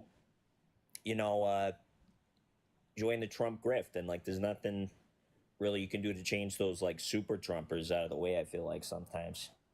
Well, I don't know. You know what? I think a good one, like a good point, is probably like the false state of electors that he tried to scheme with on Jan 6. I think that's a really interesting one if you were like tell people, because most of the time when I talk to people about that, they just had no clue that existed. Like this is proven. Nobody denies this. Like there's a court case. It's already like done. Like they've admitted to it. Yeah. I don't know. That I think definitely moved a lot of those like kind of Reagan era Republicans who are all about like, posture themselves being all about freedom and stuff like that. But yeah, for sure. like for his base, for some guy like Connor, who I don't know if you were there for the guy having a meltdown on stream, but I don't think there's any change in it. You know what I mean? For those like real base supporters, I think what's going to change it is something internal with them, and the best we can do is kind of like give them the facts. But what they decide to do with it, I don't think they're mobilized to like educate themselves. You know what's the wildest thing? I think this is like the craziest thing in my mind. Like when I compare like Bush era Republicans to like now, it's like drastically different. Like it's crazy. Like it's like it moved from like kind of right to like extreme. ultra-right. And Yeah, like, listen, hold on, but this is what I try to get people to explain. I mean, this is what I try to get people to understand all the time. Like Hitler didn't happen overnight. It didn't happen in a vacuum. So what happened was, and here's the parallels, right, that I don't think people understand. So Hitler wrote Mein Kampf in jail. Like literally he was in an office, went to jail, got out of office, then took over, you know what I'm saying, Germany. Like this was a long drawn out plan. And you know the first people he went after? Communists and Marxists. And this was well before the Jews. The first people that he identified were an issue were communists and Marxists. And guess who he called called communists and Marxists? The people fighting for equitable rights. Anybody who talked about everybody having the same rights and the same access were communists and Marxists. They called Martin Luther King Jr. a communist and Marxist. They called Malcolm X a communist and Marxist. They called Angela Davis a communist and Marxist. They called James Baldwin a communist and Marxist. They called Bayard Rustin, who was Martin Luther King's right-hand man, a communist and Marxist. Like this is all, like it's the same playbook. And so they're like, yo, listen, I feel like the fascism made me feel better. It made you feel better because it gave you this romanticized sense of yesteryear where, you know what I'm saying, like white men quite literally are the pinnacle of society and deserved everything. And that anything that was opposed to them is bad. Yeah. I think if you look back in history, right, like it's real easy to see how like Donald Trump picked like a vulnerable group of people. Yep. To kind of like incels and shit. Yeah, because especially, I mean, look at Peter Thiel, like the richest incel in the world. Don't tell me that guy gets top, because that dude looks like Freakazoid. But you know, like you had like a country which even going back to like the 60s, right? You have like Nixon comes out and says he's not a crook, turns out to be a crook, so people are already distrusting of the government. You know what I mean? And then I will concede to the fact that like liberals, leftists didn't really do a good job of like introducing a lot of new concepts to people who what's it called, like weren't familiar with a lot of those concepts, like, you know, CRT or like expanded like gender. Yeah, but theory, CRT, you know? CRT's never even been in our public schools, and that was the beginning. You know what I'm saying? Like, oh well, let's just find an enemy to identify. Let's blame it on diversity. Let's blame it on this, that, and the third. Our country would not exist without diversity. I believe that, and I think it's like, I think it's up to like the my main problem is like a lot of those, like, you know, like those like white allies or like straight allies or male allies. I don't do allies, bro. Oh, I'm interested. What do you mean? I don't believe in allies. Because allyship would, you know what I'm saying, like insinuate that I'm doing something for you, for your benefit, so that you'll do something for my benefit. Quid pro quo sort of deal, right? But people that are marginalized, especially if I don't belong to that marginalized group, I can't be an ally, you know what I'm saying? Because they like they don't owe me anything. They owe me nothing. What's a better term you should be accomplice, advocate, yeah. But if you're not willing to, you know what I'm saying, like stand at the front line in between the oppressive force and that person, then you might as well not be there at all. Because far too often, when allies don't get the pat on the back or the recognition they think they deserve, they're immediately like, yo, fuck it, I'm out. Yeah, I've seen those meltdowns. I think, like, I like that you made that distinction, because I was about to make that distinction, honestly, but you put it into so much better words than I was about to. But, like, those ally types that you're mentioning, actually, are exactly the type of people that just really did nothing to, like, support a lot of these causes as they were coming up. Right. You know what I No, mean? they did it because they wanted recognition for themselves. Showed up with their you know what I'm saying, their funny ass pink hats on and shit like that. Yeah. You like know. Praxi, like it doesn't do anything to just Thank you, like Mishi Ray. rail against things on Twitter, you know? Right. For more retweets, you know? Exactly. Thank you so much, Mishi Ray. I appreciate you. While you're here, please tap the screen. But yeah, they allyship just it's performative in nature. Like if you're not willing, you know, to go to the carpet for these causes, then you know I'd rather you not be there at all. Mm-hmm. You know what I mean? Thank you, Mishi Ray. Thank you, Mishi Ray. Appreciate you guys. While you're here, tap the screen. Thank you so much. I appreciate you guys. Something spicy. What's everybody think about Kamala Harris as a prosecutor and an AG, huh? I mean, as a prosecutor, she prosecuted like 1,900 some odd cases, and out of those 1,900 cases, she only put 45 people in jail. Yeah. I mean, they referenced her as more of a social worker than anything else. Thank you, Mishi Raid. And so, and she came up as the district attorney. She came up with all types of programs that would release people in lieu of prison, so that they could go to work programs and early release programs, so that people could go back into the workforce instead of going, you know, staying in jail. Thank you, Jay, for the $1 Cash App. I appreciate you. I got a question for you guys. Absolutely. So, you know, we saw in the 2016, right, for the thing, we all thought that, like, Hillary had it in the bag. We were like, man, the polls look so good. Everything looks so great.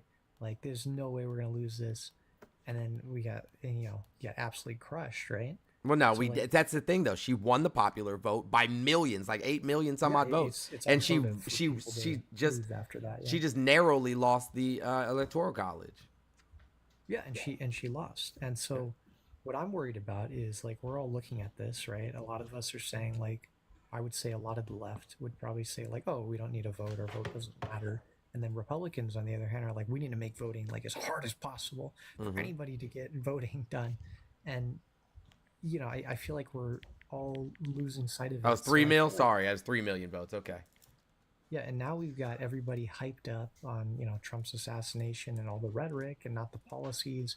I don't think we do a good job at displaying it very well to the American public.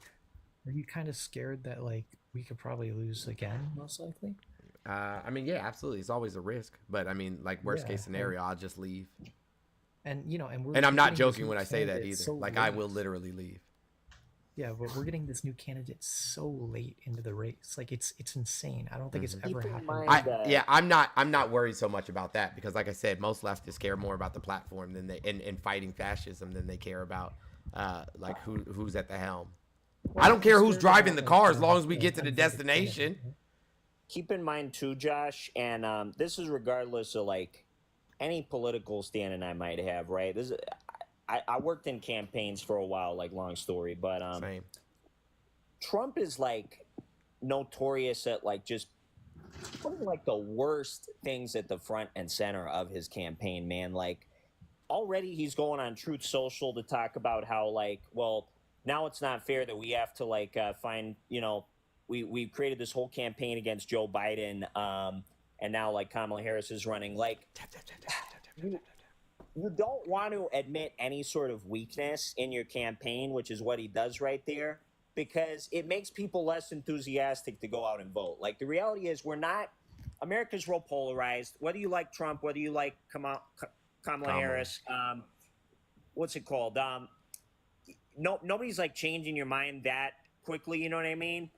You just want to get more enthusiasm for your candidate. Make sure more people go out and vote for your candidate. That's you know, and like to lose that enthusiasm, especially last election when he starts railing on like, what's it called?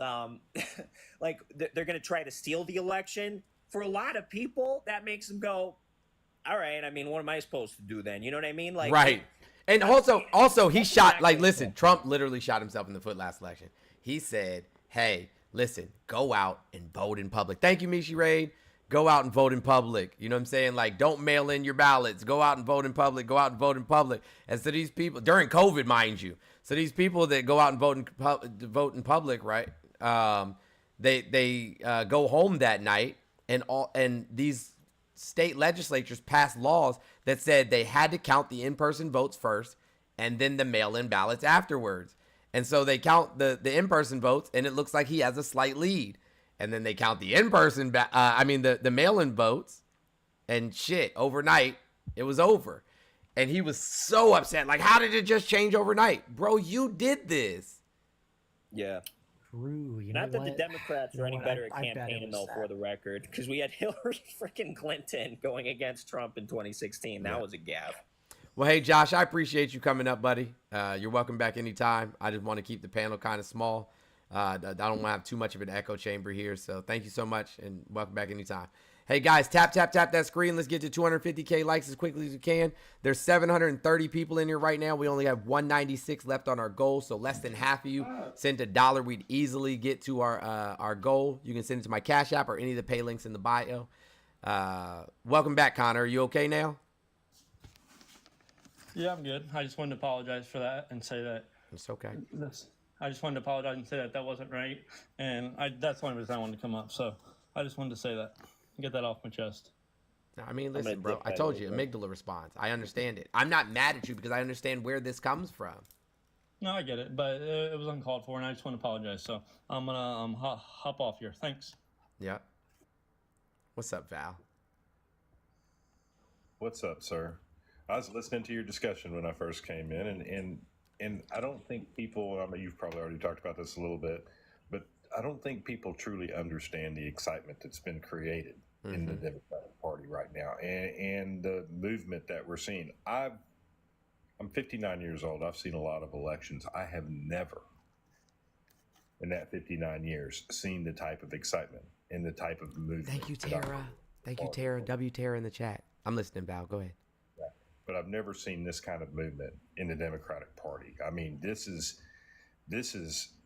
amazing. And what else am I actually seeing? And one pack, 24 hours after they did, 250,000 just from one pack, young voters that donated to this campaign, under 30.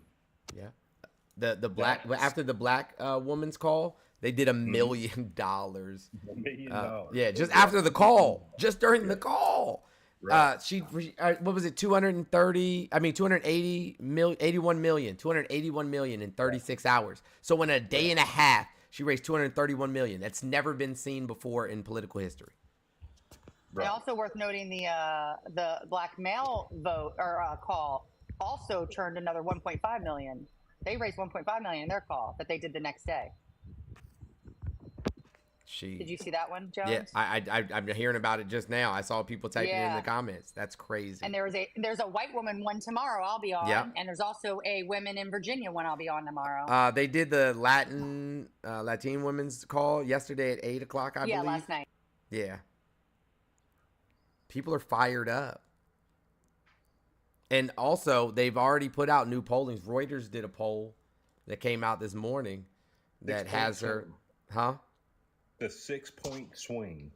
6-point swing like that. Like that. And 6 points. 6 points is past the margin of error. So, hey, Connor, you know you're still up here, buddy. To the chat, I do not have the link for the white woman call. Let me find the person on Twitter. I'll give you the name. 1 second, and I'll put it in the chat. 1 second. Hey, guys, come on. Let's get to that 250K mark ASAP. Let's tap. Tapping is clapping. Sharing is caring. Yep, prosecutor versus a criminal. That's exactly right. Ooh, excuse me. That one's going to stick for a while. What's that? That one's going to stick for a while. I mean, in her second speech, when she was talking about when she was at the rally and she was talking about, I mean, basically what she's saying is she's going to prosecute this case to the American people. And I love it. And she said, I'm not afraid of you. I'm not afraid of you. And I love that. She's not afraid. She's not going to back down. And I love that. What's going on, Blue? How are you? Have you had some water? Say something kind about yourself? Hello, my name is Sherry. You can Hi, call Sherry. me Blue, whichever you want is fine. I live in South Florida. Yeah, and hoping to go blue this year. I know it might be a stretch, but you never know, right? Thank you, Jennifer. Yeah, you never know. Yeah, Florida could go blue. Anyway, People are I pissed just at DeSantis. They can't afford houses anymore. Like they can't get insurance for their homes anymore. You know, the inflation that we experienced over the last couple of years here because of his stupid immigration policies. We were hovering at 9%, between 9 and 11% for the longest time. And he's put a bad taste in the mouths of people who would have typically leaned conservative. And now he's about to build jails for houseless people. I just made a video on it yesterday. Oh, did you? I didn't see that. Wow. Yeah, if you go on my main account, Okay. you'll see it on there. All right. Well, yeah, we're struggling here with DeSantis with like you said, the insurance, and it's been real bad, as you know. So thanks for putting out. He says that they're detention facilities that are managed by police or law enforcement. Jeez. Well, anything he does, I won't put it past him. You know, I mean, he's been awful for our state. So, yeah, not good. But yeah, I did want to come up here and mention something. I was putting in the chat. I don't know if anybody saw it, but there is a women's march November 2nd in DC, and it's people are just now starting to talk about it. And I just wanted to put it out there because I think it's going to be a big one. I mean, they're going to be all over the U.S. in different cities, but I think the main one, like the big one, is going to be in DC. So I just wanted to mention that, and so people are aware. All right. Well, I appreciate you. Yeah. The day before my birthday. All right. Cool. Maybe I should go. Well, I think you should. And I know I'm not a content creator. I don't even know how to make a video. I'm kind of fairly new to TikTok, but I'm sure there are going to be some content creators making some. Yeah, I'll definitely be there November 2nd. Yay. Awesome. I will too. I just booked my flights this morning, booked my hotel last night. I'm pumped. I'm excited. This is a really exciting time for our country. So absolutely.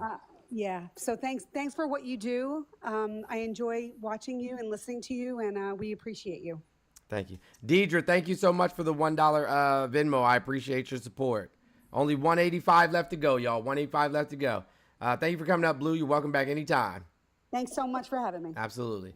Aries Diva, what's going on, friend? Good afternoon, sir. How are you? I'm doing okay. What do you want to add to the conversation? So I just want to throw out the Divine Nine because I'm being that person. Lord.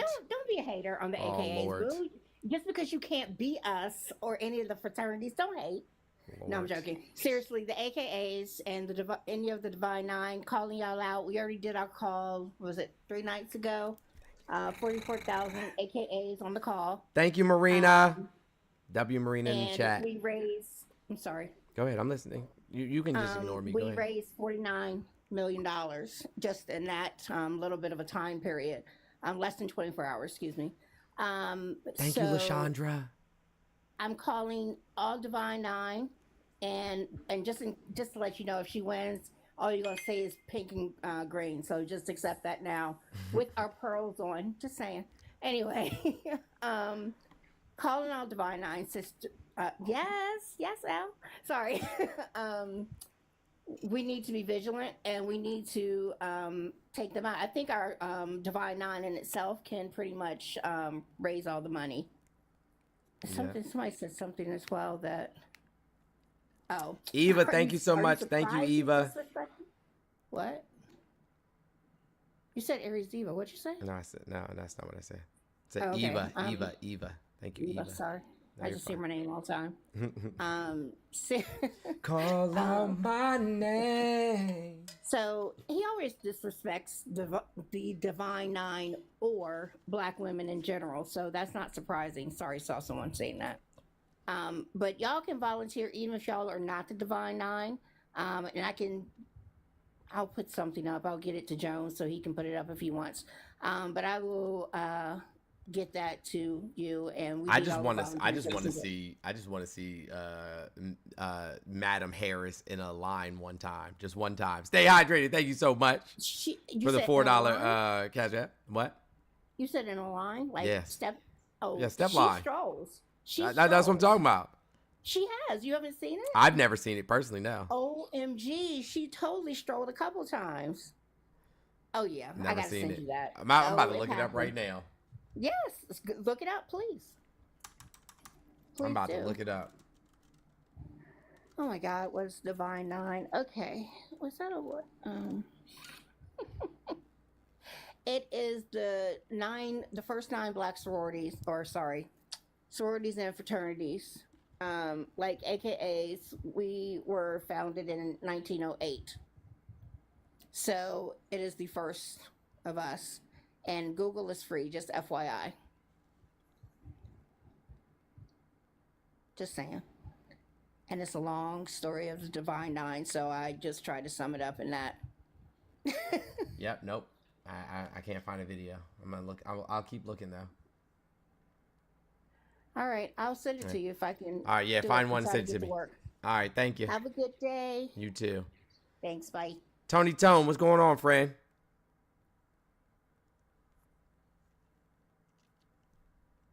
Tony Tone. Send him an invite to.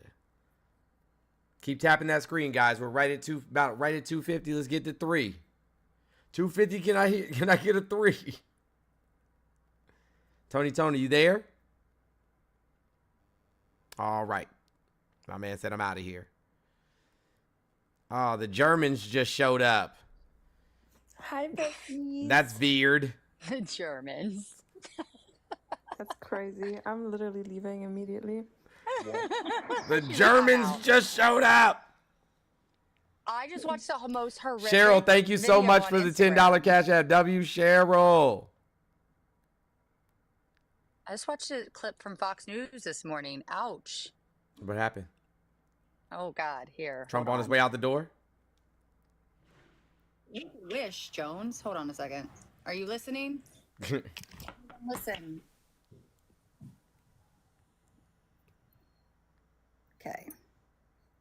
Show up for the Prime Minister's joint session of Congress today. She'd rather address in the summer a sorority, a college sorority, like she can't get out of that. So that's her decision, and that's her decision to back up the protesters. And how about the border? When they ask her about the border, I haven't been to Europe either. Remember, she said that she's the border czar. She didn't go to the president. She didn't go to the border, and now we're learning that 2 of the border chiefs, the last 2 border chiefs, she hasn't talked to. Obviously, you compare. Did bro say a colored sorority? Yes, sir, he did. Yes, sir, he did. Ain't no Yes, sir, he fucking did. way. No. Sure did. And not a single person said a word. I haven't even been out of the United States for 24 hours. And we already calling black people colored again. Yeah, like what's happening? Like by the time I'm back, bro, it's gonna be bad. Hey, listen, guys. I know that the shirt is not available yet.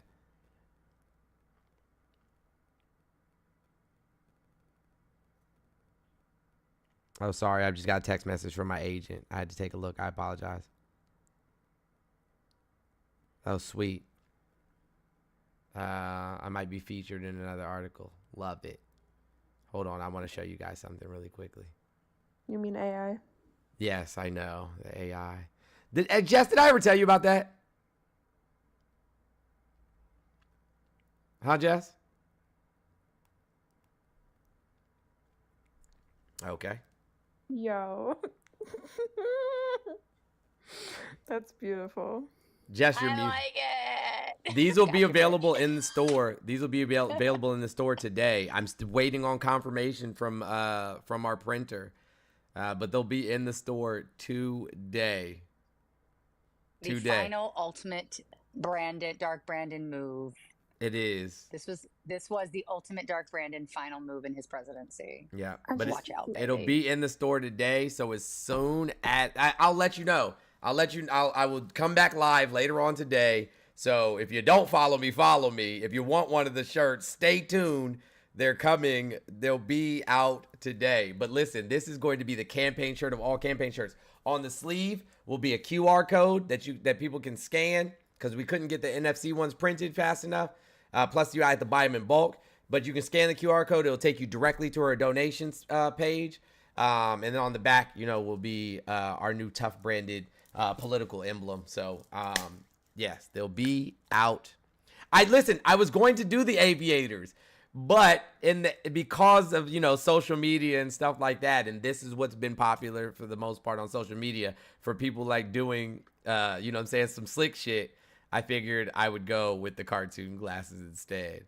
But I did have aviators as an option, but I went this route instead because I thought it was funny.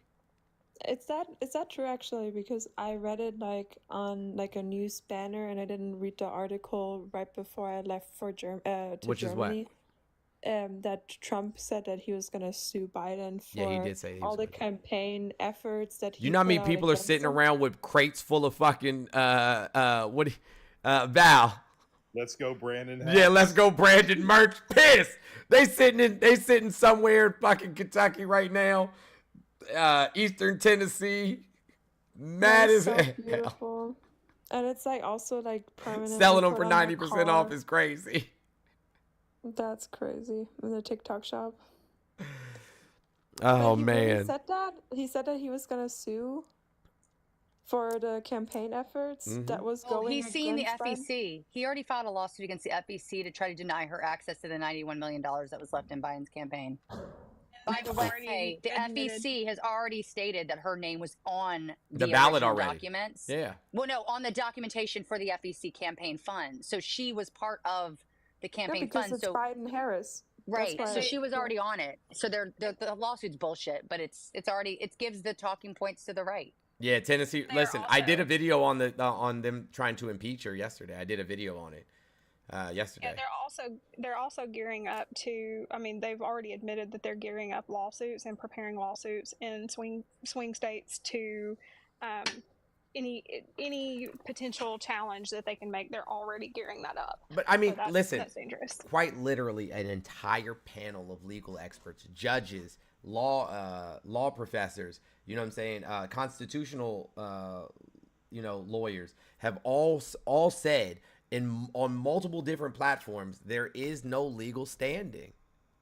I think that's part of the reason he waited to wait Because I nobody think has he been wanted to- selected at the convention. Right. I think that's part of the reason. I think that he, a lot of people were criticizing him, but he was probably taking his time, making sure that they had lawyers double checking everything because he's a smart guy. The thing is, I watched the FBI House today. And I know you guys don't want echo chamber, so I'll bow out pretty quick. There's a few things I wanted to come in and say. But Matt Gaetz was trying to get the FBI director to admit that VP Harris was doing Biden's job for him, or that to admit that there was a decline, and the FBI director was like, I have not seen a decline. It's not there. And that they're pulling at any string that they can to try to diminish his capabilities and his abilities now. But one question I wanted to ask you guys is, I've just recently gotten the ability to go live, so I'm so excited to be able to join panels and stuff like this. Yeah. I've been mutuals with Jess for a while, but I live in Marjorie Taylor Greene's district, unfortunately. I call myself a blue fish in a red sea because I probably live in the reddest part of her district.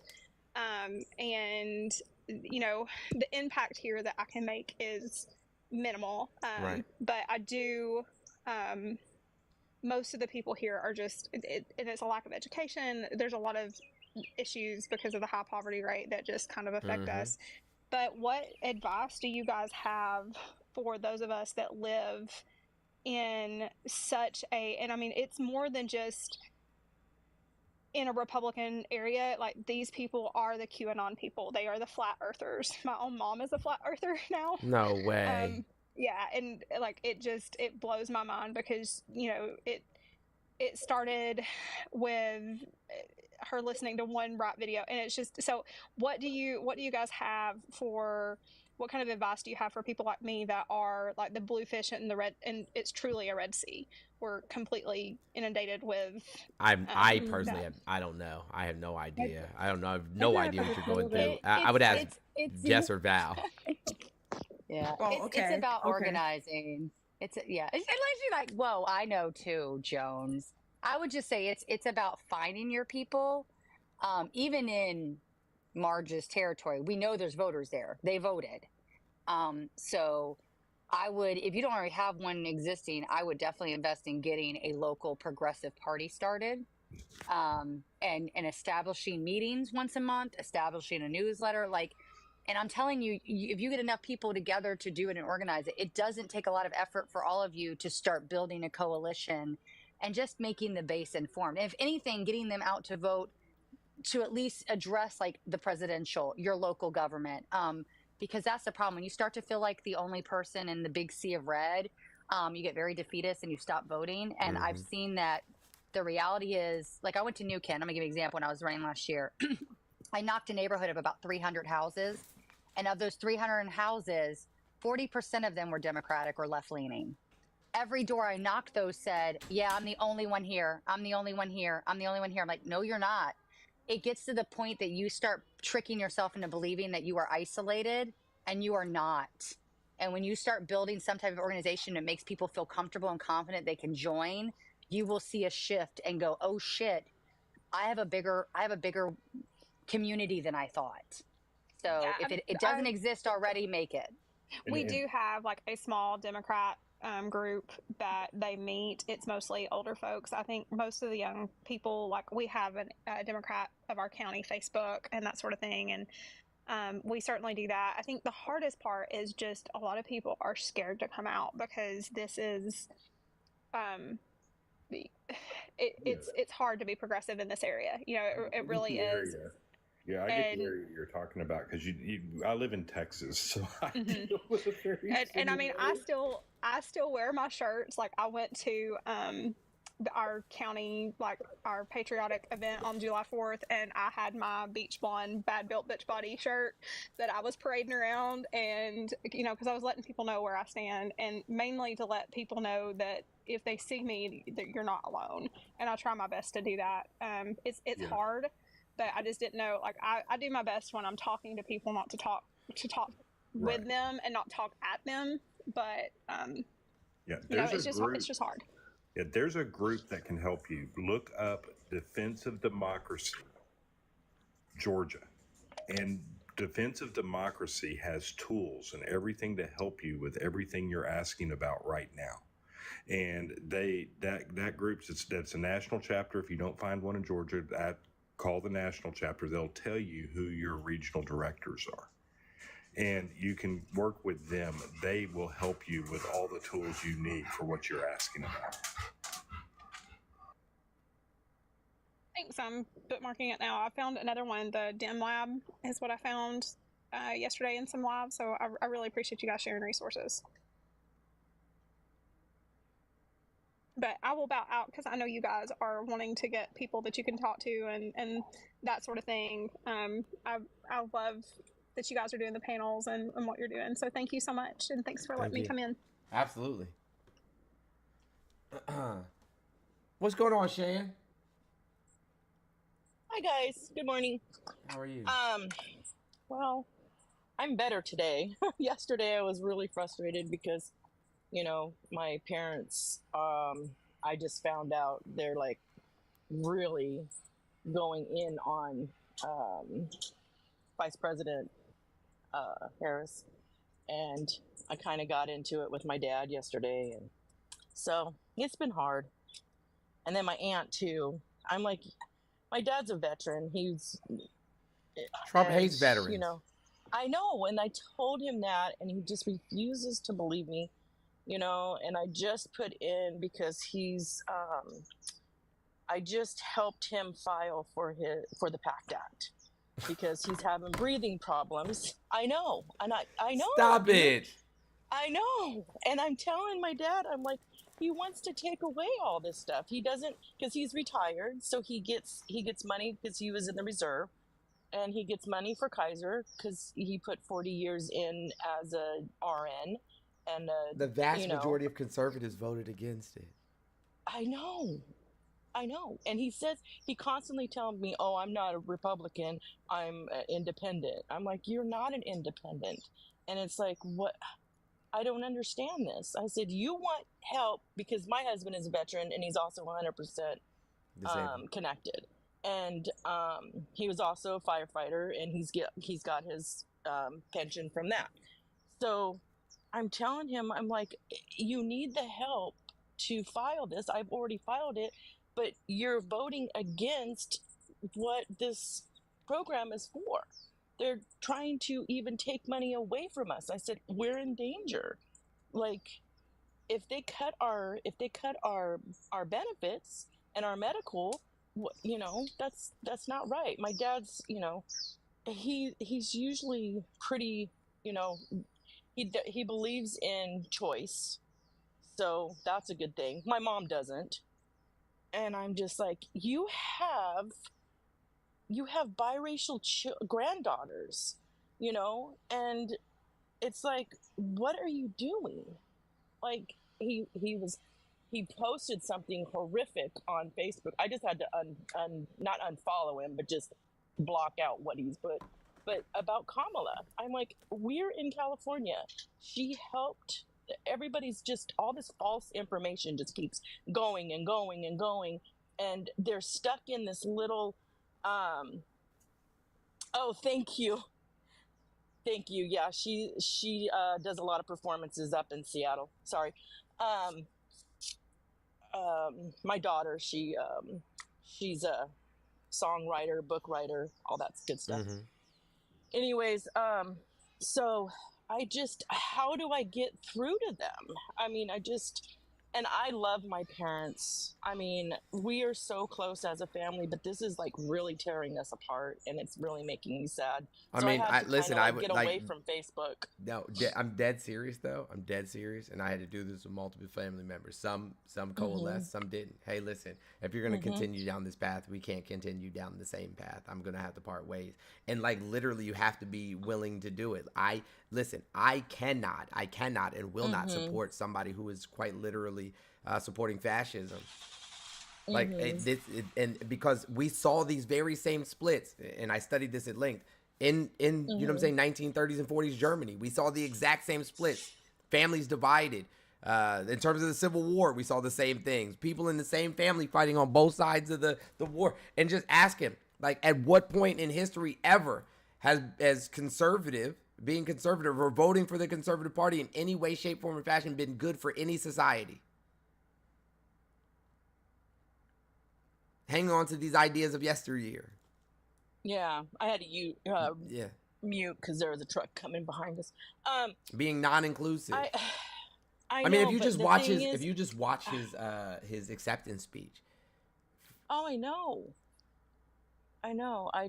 He literally babbled on for like 92 minutes. I was just like, how do you even look at this person and say, you know, but they're conservative. I'm like, what are you conserving? You know, and they think that I'm insane because I'm, you know, very progressive. I want to see our country move forward. I don't want to go back to the 1950s. And I tell my mom, because my mom never really worked. My mom was stay at home, you know, take care of the family, take care of him, make sure he's got, and I grew up like that. So then when I got married, you know, I stayed home, had my children, but my husband, he was just like, go do you and go do your thing. So I went to school and I did this and that. And I've done all kinds of different things, but my mom, she's just like stuck in this little four walls, and she doesn't want to do anything, doesn't want to go anywhere, but all she's on Facebook all day long, reposting all this mean and crazy stuff. I'm like, Mom, not only do you have, you know, your grandchildren. My brother has six daughters. They all have children. And I'm just like, my brother, I just found out, is a Trumplican. I'm just like, what? What the hell are you guys doing? I don't get this. I don't get this. I live in Orange County, so my representative is Katie Porter, which I'm going to try very hard to get her in the Senate, if that's even possible. Right. I mean, she's done a lot of amazing stuff out here. I just don't, I can't, but it's hard because I can't cut my parents off because I'm the only one that can take care of them. So how do I do that? I'm just kind of like, You my have brother, to plant he's seeds, honestly. Like my mom, so my stepdad is a full-blown far-right MAGA. Like literally he is the selected delegate I that know, goes Auntie. cast his ballots for, if Trump won Virginia, he's the delegate that would go and cast the ballot. That's what my stepdad is. Okay. Oh. Is bad. Like he got elected to be a delegate, a ballot delegate. So, my mom is obviously more right-leaning. However, you know, I ran last year. She would have voted for me if I was in her district. She absolutely believes in all of the things that I, you know, advocate for. There's a couple issues that we get in some pretty heated discussions about, particularly abortion and particularly about trans rights. We try to meet every other week to have coffee. And we sit down for anywhere from 45 minutes to 2 hours.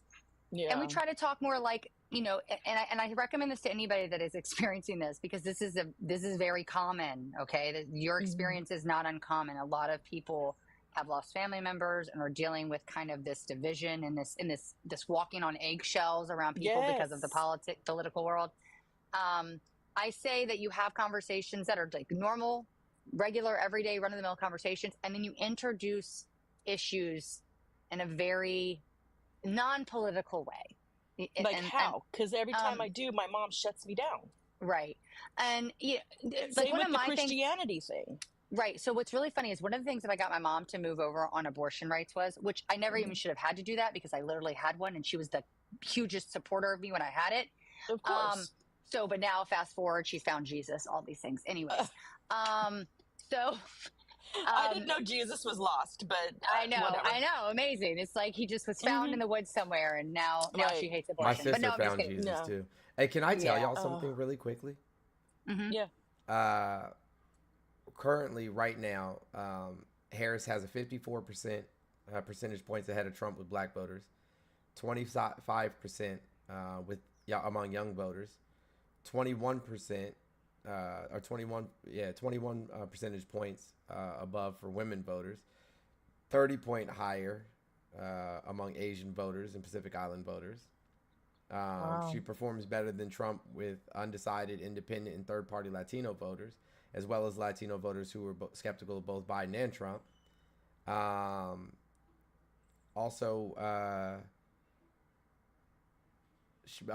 Those 65 and older, she has 18 points above for 65 and older. And she performs well, better than him in suburban America for people with Democrats, independents, and Republicans who were turned off, you know what I'm saying, suburban voters who were turned off by, you know, Trump's antics. I don't know how she loses. Exactly. And it was funny because when The Apprentice and stuff was on, my mom hated Trump. Like she would be like, they're like, we know what he is and who he is, and now you're okay with him being the president of our country? Like, I mean, like my husband always tells me, he doesn't think it's him. He thinks that he's just fired up the crazies and the racists, but they're also, the right is using, the Heritage Foundation is using him kind of as a pawn too. But I'm like, I don't know. It's just. So what I was going to say is, like, so how I got her turned on the abortion conversation was, I said, you know, this is, we talked about the fact that if we're telling people what to do with their bodies in instances like this, where's the line? Okay. And so I was like, let's say that the government decides that once you've exceeded the age of, say, 65, and you're no longer contributing to society, you are now a burden on society. Like, we have to have our government pay you money. You're not working, you're not adding to the economic, balance. And then they decide that you no longer should be alive, and they unalive you.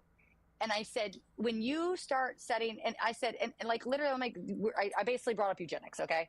And I said, where's the line? Because right now you have one side of the political world saying, I don't care if you're not financially stable. I don't care if you're emotionally or mentally stable. I don't care if you are in a place that bringing a child into this world is a sound decision. I don't care if you're one paycheck away from living on the street. I don't care if you have no support system whatsoever. I don't care about any of these things. I'm going to force you to carry something to term that needs your body to exist, and then make a decision on what happens to that life once it's here. Okay? If we can give that type of power to the legislative body, where does the line? And my mom's like, I never thought of it like that. Like, and it did. And it really made her give pause. And sometimes it's really just saying it in a way. And sometimes you even have to talk about the things they hold near and dear. Yesterday, I was on live with a Republican, and I said, you recognize that when you have a political power that is talking about harming marginalized groups, that's talking about, arresting and putting unhoused people into basically internment camps by definition. When you have these kinds of shifts, those are the same people that when they retain enough power at every branch of government, they will remove your guns from you. If you are not somebody they deem important or of a certain statute in their society, you will not have access to firearms. So sometimes you have to speak to the fact that if we keep fear-mongering about these little culture wars that have proven to be nothing of value when it comes to actual everyday life and what's happening in the real world, and keep handing power over to a point that it becomes all, what are you going to lose? Because eventually, it's that whole parable about, like, they came for the Marxists, they came for the communists, they came for Jews, and then they came for me, and nobody was left to fight, left to fight for me. That's you have to kind of bring the language to the thing, and you have to find something that really is important to her personally, and make that an issue that's going to be next on the chopping block because of the way she votes or they vote. Which I don't understand that. Well, okay, so they live in Oceanside, and Oceanside's about an hour away from the San Diego border. And so they're always harping on the border. And I'm like, you guys, like, when I was down there, because I go down to San Diego all the time, it's one of my favorite spots, and it's not, there's no problem down there, and I don't understand why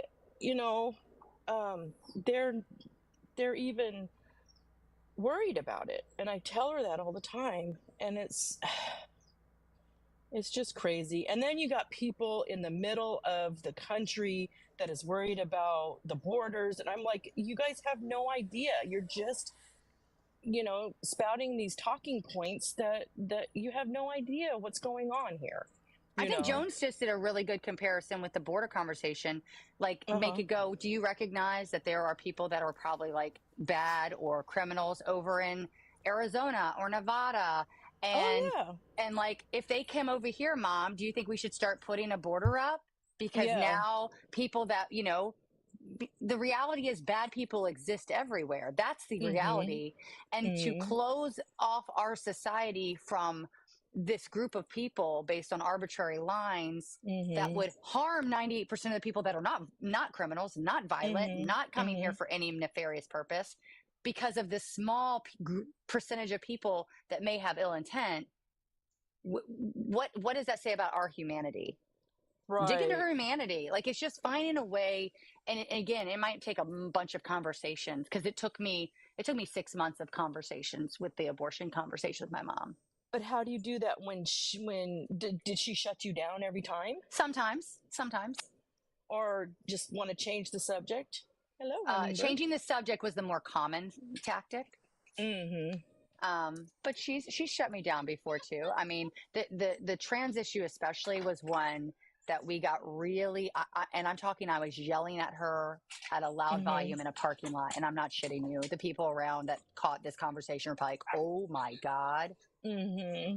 Oh yeah. See, I get really fired up about that too, because my best friend's daughter is trans, and I have a friend that I went to, because my best friend, we used to go to this church out here in, not in the OC but in Redlands, because I grew up in the IE, which is like San Bernardino County. So you know, I have, my husband's family has, you know, a lot of LGBTQ, and I'm just like, I don't. Do you want to know how I won that argument? It was pretty funny, or not funny, but ironic. Right. So I'm friends with Beefcake. I don't know how many people are familiar with Beefcake. He was actually on with the Raft Discovery show with Jolly, in fact. Very well-known, popular trans man. Yeah. Oh, yes. So I know who showed you're my talking about. mom. I showed my mom, like, I'm literally losing my shit in a parking lot, and I show my mom Beefcake, and I said, "Let me ask you a question, Mom. Do you want this individual going into your restroom?" Well, hell no, that's a man. And I said, funny enough, they were born with a vagina. And she's like, what? And I'm like, you know what your actual problem is? It's not that you hate trans people.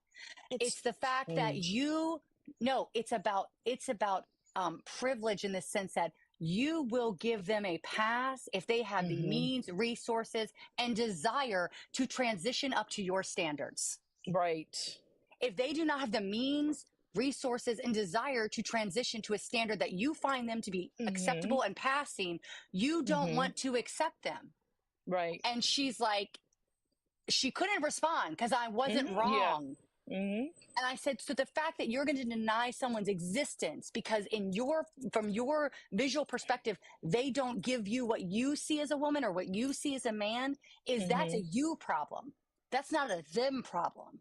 Because the person that's capable of affording the amount of care and surgery and desire to do that, a lot. It's a lot, especially when you have Republicans removing access to healthcare for such treatment. When you give them the privilege of recognition, you're telling me everything about you, and you're telling me nothing about the actual trans people that you are harming. Exactly. So that was a big way I won that conversation. Oh, okay. Yeah, just the fact that they're trying to take away mental health for them, and not only, you know, taking away their rights to just be who they are and how they were born and how they see themselves. And I just don't understand that. And Joe brings up a good point in the comment section. We now see physical harm being done to cis hetero women or lesbian women who are too masked for the populace, and they are accusing them of being men. So when we create this rhetoric in the environment, I talked to my mom about this too. I said, when we put this rhetoric out into the environment, the way it's being done by the right, I said, not only are we harming a community of the trans, we're harming a community of people that just don't look and fit in a box to even everyday citizens when it comes to being feminine or masculine. This goes so much further. Thank you, Joe, for bringing that up. It's 100% accurate. I don't necessarily want to stop this conversation because I totally feel for both of you. My dad is a highly intelligent man. He was in counterintelligence in the military. He's a retired Army major. You know, I have a lot of respect for my father for a lot of things, but not for his swing in the far right direction that is with Trump. And I can't speak. I'm not no contact with him necessarily, but like I don't really go out of my way to call him or talk to him. Like I'll say hello when I talk to my mom on the phone. They're both in California and Monterey. Also, shout out Orange County. I went to UC Irvine. So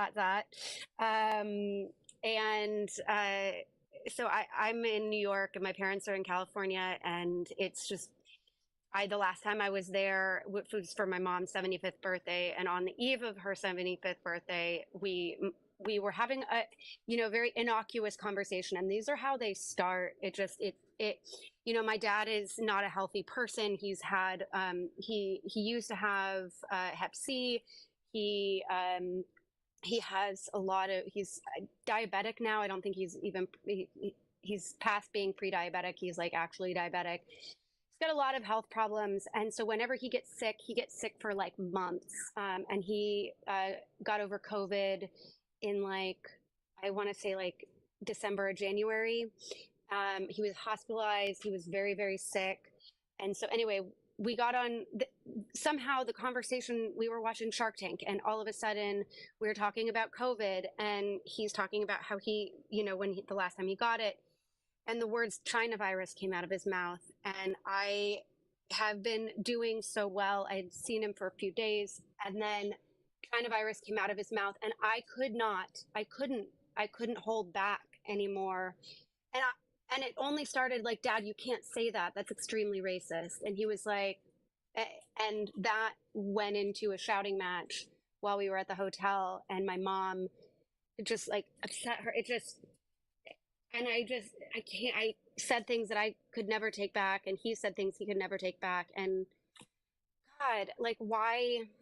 It hurts my heart that these things happen. And I can't, I think I've given into the fact that I don't think I'm ever going to reach him, and I may not truly have a relationship with him before he dies. And I don't, not that he's anywhere close to that, but it hurts my heart because I love my dad, and my dad cares so much about me, but he doesn't care. But fundamentally, we cannot see each other. Anyway, I also have another question about Vance later, but I don't want to stop this conversation. I did see I am curious what your question. I saw you chat in the. I'll just put this out there. My question is, what is our strategy? Because who knows? Who knows what's going to happen with with Trump's sentencing? Because God knows he wouldn't have been in Butler if he had been sentenced on the 11th. But that's neither here nor there. But when he is actually sentenced, if that actually does happen and he does go to prison, and if they take him off of the ticket, does that mean Vance advances? And we need to start developing a strategy now if Vance is top of the ticket, because that will change a lot. I know what to do. I know what to do. Go for it. Tell me. I know what to do. Yeah. So, what we do is that we reach out to Mountain Dew and have them stop producing Diet Mountain Dew entirely. Just cut off all production of Diet Mountain Dew. And if there's any on the shelves in any stores, buy it all up. He'll literally crash out. He'll just freak the fuck out and it'll be over. Can you explain to me? I've seen a couple things about Mountain Dew, but I don't understand the connection. So can you please educate me on that? Well, let me tell you first two things real quick. Jones is just trolling right now. Trump is not going to have any criminal convictions between now and the presidential election. First and foremost, everything has been put on hiatus for the most part. Wasn't this one set for September? This was delayed until September. Correct. It was delayed till September, but even before all that's gone down, nobody thought that he was actually going to get jail time for that one. It was the least of the charges. It was actually the case that people thought was the weakest, and I mean, it's still a jury found him guilty. It was definitely the weakest. But let's say by some miracle that happens, or he dies, God forbid, because I'm being kind here. I don't know, because he does eat a lot of burgers and soda. Okay. With that being said, if something happened to him, okay, even if Vance was the top of the, he is the most boring candidate with one of the worst records. There is so many things on him about targeting women. He is just a walking ad for Harris, in my opinion. And and the reference that he's making is his recent rally speech that was, God, it was dead on arrival. It was bad. And he said, the Democrats think everything's racist. They probably think the Diet Mountain Dew that I just drank is racist. And nobody's laughing except this one woman. He goes, I love y'all. And I'm like, Okay. Okay. What is happening? My follow up. Isn't Trump like regretting even putting him on there? There is like, a lot thinking of about taking it? conversations that he has buyer's remorse. Yes. My follow up question, because thank you for that. Maybe that puts me a little bit more at ease. But does Vance though have enough of the undecided Republican or right vote that doesn't love Trump, but it can I get don't think behind so. another Republican who I is not personally Trump? don't think so. He's more we could actually tie him to Project 2025 better than we can Trump. So honestly, no. I think he's even scarier because he's young and he is literally the guy that Heritage Foundation said, this is who we want. Got it. I don't think so. I think he's a walking ad. Thank you. That maybe puts me a little bit more at ease, but I really fucking want to see Trump in prison. I want to see him in anyway, I have to go because I have to get ready for a thing I'm going to, but thank you again for bringing me up, Mr. Jones. I appreciate it. Thank you, panel. I'm sorry, Jess and Sean, is it Sean? Shan? Thank you for sharing your experience with your Shan. Thank you for sharing your experience. Blow a kiss to the Pacific for me, and good luck with your families. And I don't know, wish me luck whenever I have to talk to my dad, because it really is weighing on my heart that I don't want to go no contact with him, truly. But I just don't know that I see another way, especially, I don't know, given everything that is happening. Good luck and positive vibes. Thank you, honey. All right, have a good one, Thank guys. You too. I don't know how to drop down. I'm so bad at this. Hey, Dad. Oh, there we go. Can you hear me? Baby Jones. Good evening, or good afternoon. My bad, not evening. Dad, I just wanted you to know that I retained an attorney, and you'll be hearing from my lawyer real soon for Baby Jones suppression. I just want you to know. I almost spit out my water. I was told that I had to let you know. So yeah, this is your this is me letting you know that you'll be hearing from my lawyer real soon.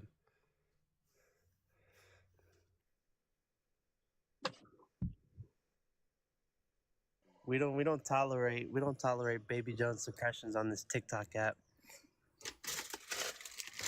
Baby Jones, I love you. I have witnesses too. We love you, Baby Jones. We love you so much. Baby Jones loves you too. I gotta go back to work. Have fun. Be Make safe. make that money, Jones. Make that money. I'm just letting you know. My lawyer, you'll be hearing from my lawyer real soon.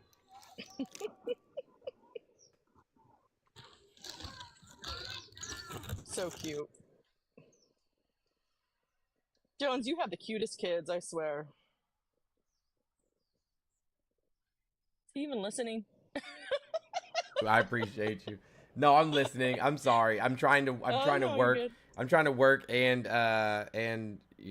host the rest of this live at the same time. That's all. Oh, okay, we got you. Hey, can you do a sticker? Yeah. Can you do a sticker of that? What you're doing on your shirts? I don't know. I have to ask management. Okay.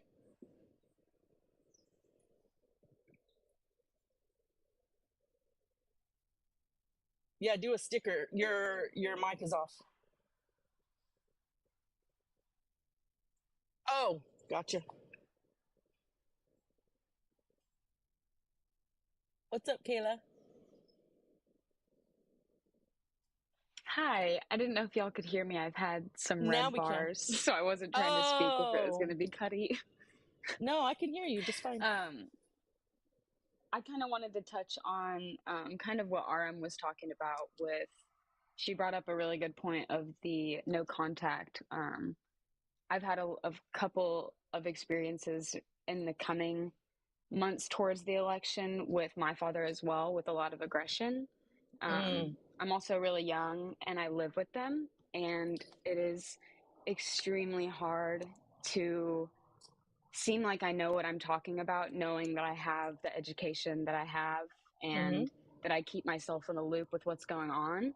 And Jess, I wanted to ask you, and Shan, you as well, like, how do you guys deal with that aggression? Because me with, living with them, not that I feel like they would ever kick me out, but there are very many times where I get in arguments with my father and I don't even want to talk about the apology or anything because He doesn't apologize to me. I feel like it's almost sacrificing myself and like my dignity in apologizing because I know I'm not wrong. You know Right. what I mean? And I will not continue to sacrifice my dignity for a man who doesn't know how to approach those situations in a healthy conduct. You know what I mean? I don't think I have the right answer for you because I went no contact with my stepfather, unfortunately. Yeah. But I don't live with you know, him, so I'm 23. Okay. My family, I mean, my dad's not really aggressive, so we just kind of banter back and forth. I get kind of more aggressive than he does, but he's older now, and I mean, we used to bump heads when we were younger, like crazy.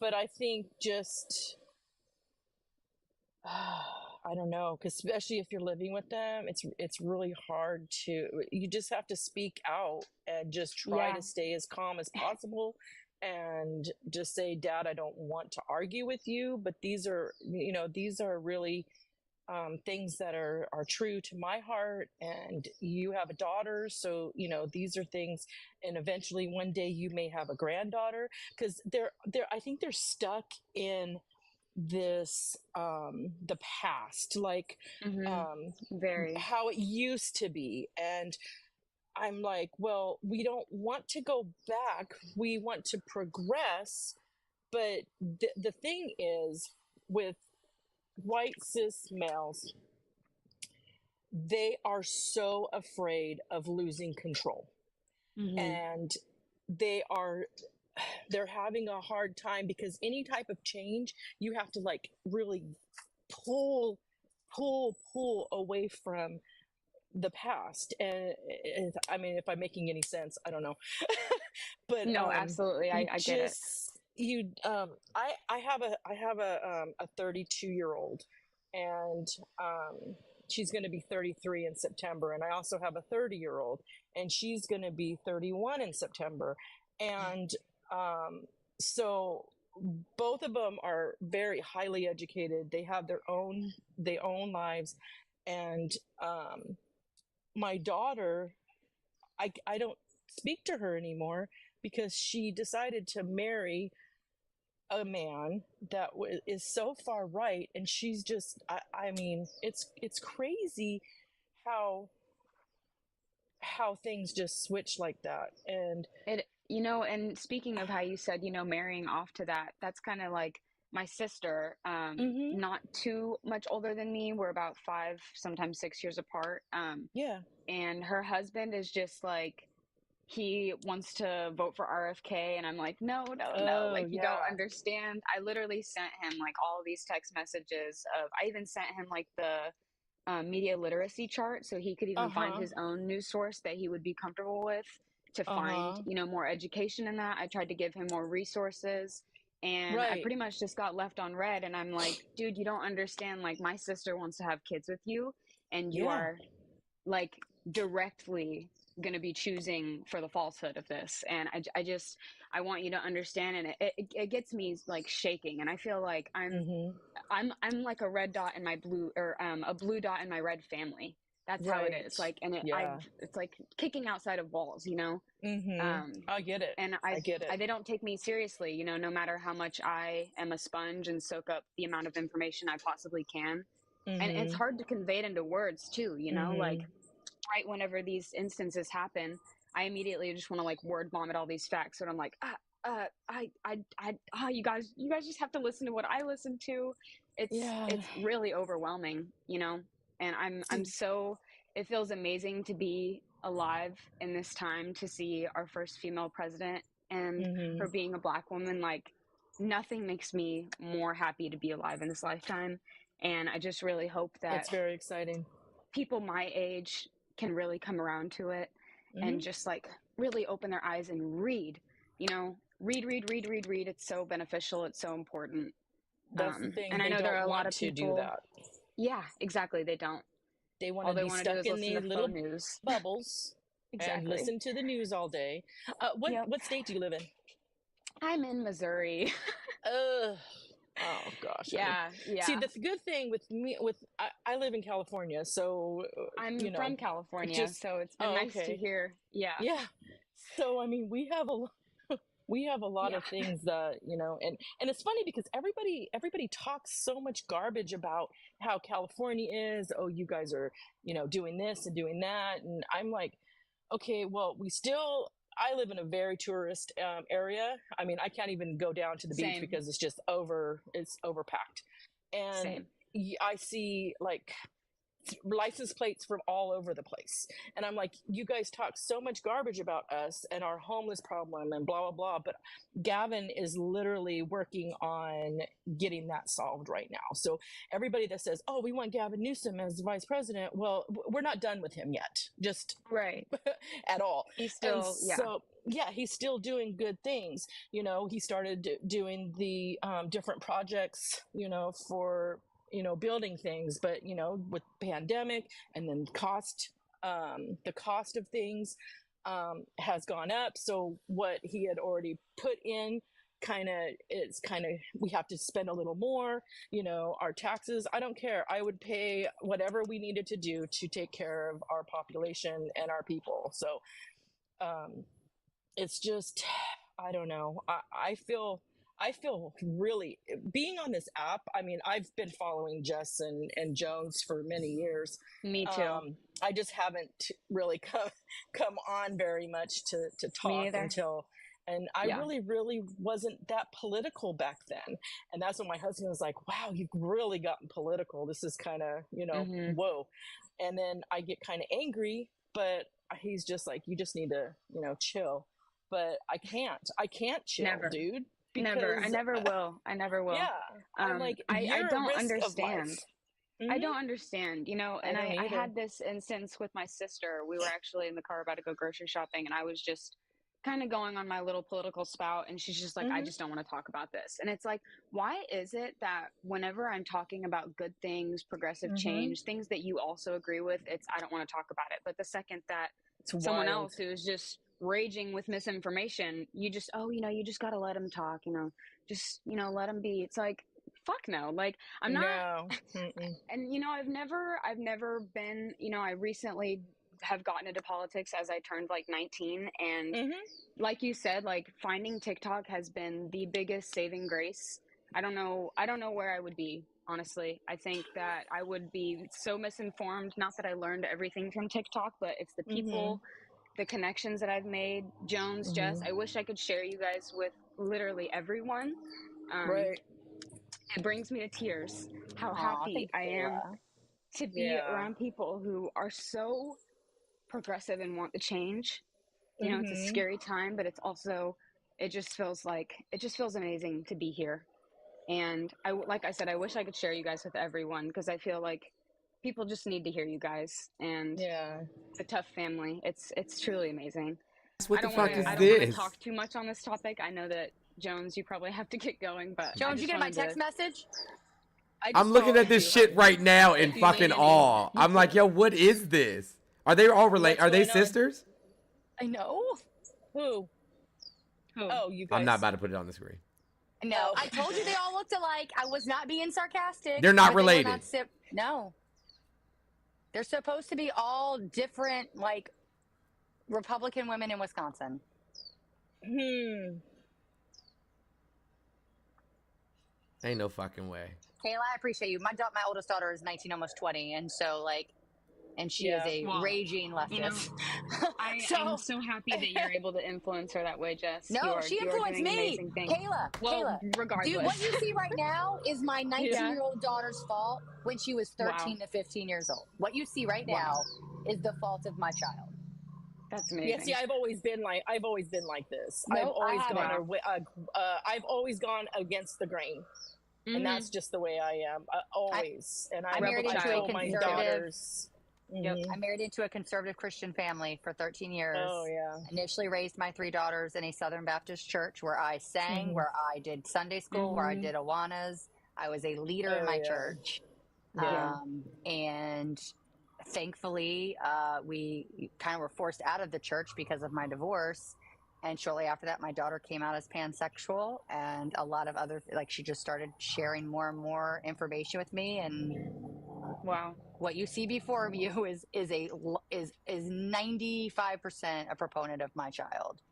You know, it's something I think about all the time. Rebel children will change the world.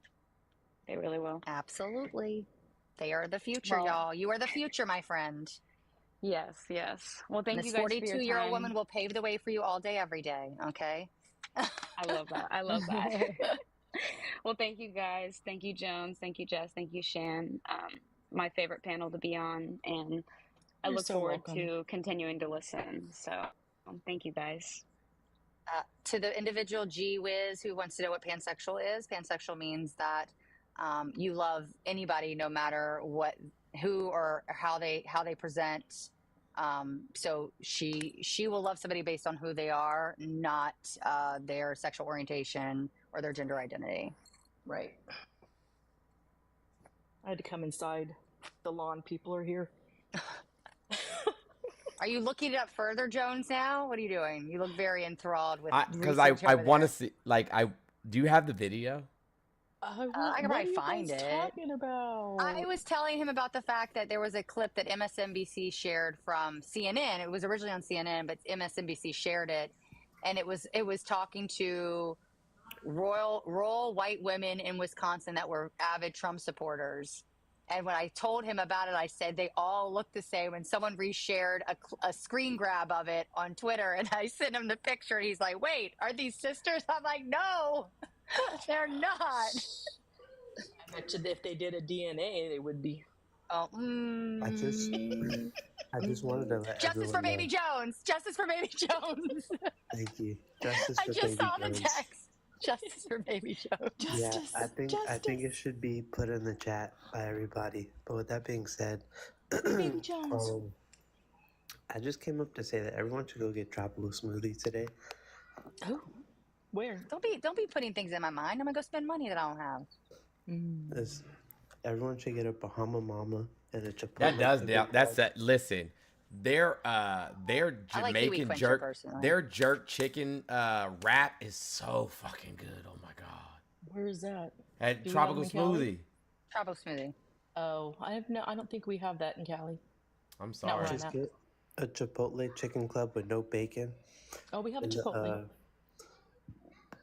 The Do you do the jerk chicken burrito or thing the is salad? tasty. Huh? Do you do the burrito or the salad? I found the video, That's a salad. Jones, if you want me to play it. Huh? Do you want me to play it, Jones? Do what? Yes. I found the video.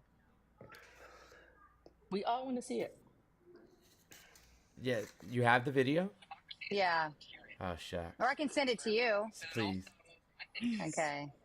I'm excited. All right, hold on. But I gotta go back to my job now. So, Do you like the acai bowls? Hmm? Do you like acai bowls? I've only had one of those once, and it was pretty Okay. good. All right. I'm gonna here, Have Jones. fun at work. Be safe. Spin my camera. Oh. Cut out. Oh, you can put yourself on the big screen. From Green Bay, Wisconsin, former aide to the George W. Bush White House and State Department, Elise Jordan. She's an MSNBC political analyst, and she sat down with Wisconsin voters last night to get their thoughts on the election. So first, Elise, tell us about who these voters are that you spoke with.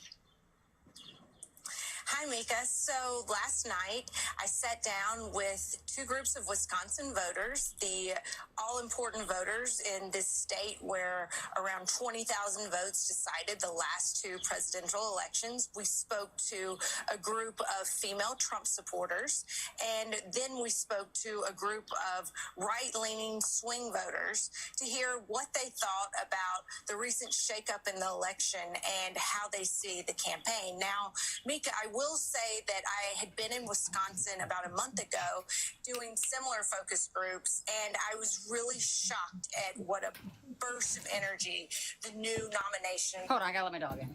Otherwise, you're gonna hear that in the background, and it's gonna be crazy, and it's gonna annoy me. Okay.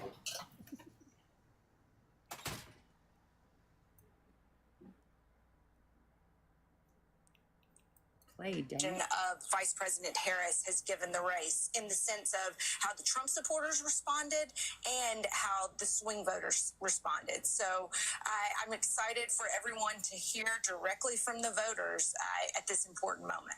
Right. So let's listen to one of the groups you spoke with. Women Trump supporters in Wisconsin. I'll say it again. Women Trump supporters in Wisconsin. Here's some of what they had to say to you about Vice President Kamala Harris. Do you think that having Vice President Kamala Harris as the nominee dramatically changes Donald Trump's odds of winning? I'm worried about it.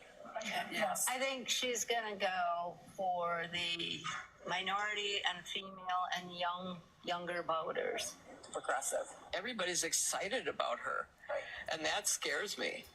You know, because Trump has to reconfigure where he's going and how they're going to outsmart her. How do you perceive Vice President Harris compared to President Biden in terms of competency and experience? I think she's worse. She doesn't even know what's going on at the border. Right. Oh, Lord have mercy. She was supposed to be doing and in charge of. I mean, as a school teacher, if I did not do what I was supposed to be doing, you better believe my job would be in jeopardy. Y'all are teaching Well, children? it isn't. Not only was her job not in jeopardy, she was just handed a promotion. Is there anyone that Kamala Harris could appoint as her vice president that you would find reassuring, would make you consider voting for her? No. Never consider voting for her. No. I would do RFK Jr. way before her. Yeah, absolutely. Yeah. Brainworm. She's not the first woman to run for the presidency, Hillary Clinton. I'm assuming no one voted for Hillary Clinton in 2016. So it's not necessarily going to sway you to vote for a woman in office. When do you think America will have a female president? When there's a competent one. Oh my God. I don't get a good feel for her. I think she's an idiot. Right. Mary, why do you think that she's not that bright? Because she hasn't done anything in the time that she's had. We don't know anything about her as far as her 3 years so far in the White House. She's not real smart. That's my opinion. I could be wrong. If Vice President Kamala Harris wins the election, do you think that will be an honest result? No. No one respects her. Haley's, the very unsurprising, some fairly unsurprising responses there from the MAGA group that you talked to. I'm That really is interested in the pure in the other group you insanity. did, which is the kind of the swing voter group. It's so wild. Bad, right? Pure insanity. Yep. She's not that smart. Do they not realize what school she's gone to and how hard it was for her? I want to know if any one of those women graduate high school. Well, one of them says she's a teacher. That Do is you know true. how hard Which makes me sad. our bar is to pass here in California? Like Lord have mercy. that. Somebody says She's Chipotle on the list. overqualified. Nah, I don't really like Chipotle that much. Sorry. Me neither. My daughter's just had Chipotle. I like my my food as authentic as possible. I like poke or sushi. I love some sushi. Nothing better I than love a good sushi roll. Me too. We have some really good sushi out here. You do. There's this Mhm. restaurant in LA that I went to. It's a like one of those Korean barbecue restaurants, but they Mhm. also have sushi there, and they have a robot that brings you like all of the stuff. And like, doesn't it have like a revolving thing, or does the robot actually bring it to the table? No, it brings 'Cause I it to the went table. one- No, it brings it to the table. Oh. Hmm. I went to a Korean hot pot, like Korean barbecue and hot pot place the other day, and like with the whole family, and then they brought me the Oh. check, and I was like, "Where you got an apron? Like where I start washing dishes at? Cause this shit is We need- crazy." We have a really good hot pot place too off of 17th in Costa Mesa. It's really good. Yeah, it's a K-pop place. Yeah. Mm-hmm. Yeah, there is everything out amazing sushi in Florida. Going Yeah, for you. Yeah. Huh? I mean, I love it here. The weather is always great, except for when it's too hot. Yeah, you get humidity. But I don't care because, like, if I can go out in December in shorts, I'm here for it. And that's all I care about. Like, even in California, I couldn't do that. Like, when I was in LA, like, it got cold. Oh, no, not in LA. Yeah, we got cold. We get cold. Yeah, it got cold. Like, I would wear a whole sweatsuit. So, I don't want to have to wear a sweatsuit. I want to be able to own them if I feel like it. I don't want to have to have them. What's up, Auntie? You wear hoodies all the time. I do wear a lot of hoodies. Mm-hmm. But that's because it's cold in the house. Oh, yeah. It's super cold in the house. It's not cold outside, though. What's up? Hey, Jess. Hey, Shan. So, hi. I had something. I had some water. And I said, oh, I love you, Auntie. I'll be on these TikTok streets in the middle of the night when everybody's asleep, right? That's how I know that's how I know who the problematic folk are, especially those that are harmful to our community, right? Yes, ma'am. So I came across this live about this person. His name is Dark Vader 4. DARKVADER, and then I, and then the V. And he hosted a live. If you're on YouTube, Jones, go to my YouTube channel. Go to your YouTube channel? Yeah. Oh, yeah, that just popped up. I was on here, though. I was going to go watch it, but I was on here. Why? What's going on? I'll go watch it. This black man spent an hour and 15 minutes-ish justifying the unaliving of Sonia Massey. What? Go ahead. I have to give a trigger warning if you go look at it. Which one is it? It's the last one that I posted. It says another raccoon ass male. My YouTube channel is Queen Mother Wigs. He spent that entire time. The officer was wrong. I made a lot of false statements about this officer. This officer did what in my eyes, I think was the appropriate thing at the time. Now, on another live, I said that I call him names and call him. I did what I normally don't do. Is that please tap the screen or I'll cut the comments completely off. Please tap the screen, support the live, or I'll cut it off. There's no reason to have 100-some people in here and no likes. Well, you don't deserve no likes, bro. So, and I'll give it 5 minutes. Tap the screen, please. Now, I've actually watched and I went on live and I didn't have. I usually wait a week after a pew-pewing to review all the evidence. I didn't do that. So I went. What's bro? Criminal investigator? I gave my assessment without all the facts. Okay, I have went back through and I have gathered all the facts. I want to first give my apologies to that officer for calling him out something that I should not have called him out. Okay, I called him a jackass. He's not a jackass. Okay, this pew-pewing was Nah, bro. Nah, cuz. Like, quite literally, this man, have you seen the rap sheet on this police officer? Yes, 6 stations in 4 years. This was his 6th job in the police force in 4 years. So hold on. She dumped out the water, said, "I rebuke thee." And then at what point did he start fearing for his safety? Not when she was digging in the bag. Not when she was digging in the bag. Not when she went into the cabinet in the kitchen to grab the pot holders. After she poured out the pot, then he feared for his life. She didn't throw no water at him. We have the body cam footage. See what I mean? She dropped it after getting hit. See what I mean? That cop turned his body cam off. Yeah, my 16-year-old, okay, sent me this video and was like, Mom, how can this happen? Like, she's like, what the? She don't understand. Nah, she never threw it. I watched the whole thing, the original Yeah, I watched footage. the whole thing too. And you can hear fireworks in the background clearly going off during the whole situation, and them questioning. And clearly she called someone on the phone because she felt fearful when they weren't leaving. She's like, okay, thanks for checking. And she even said, I appreciate you. I love you. I love y'all. It was her saying, please don't hurt me. Sonia Massey, no, she said that. She said, please don't hurt me. No, I know I'm saying, but when they were telling her we've checked the perimeter, she was saying, thank y'all, I love y'all. And then they questioned her about the car and kind of moved into her house.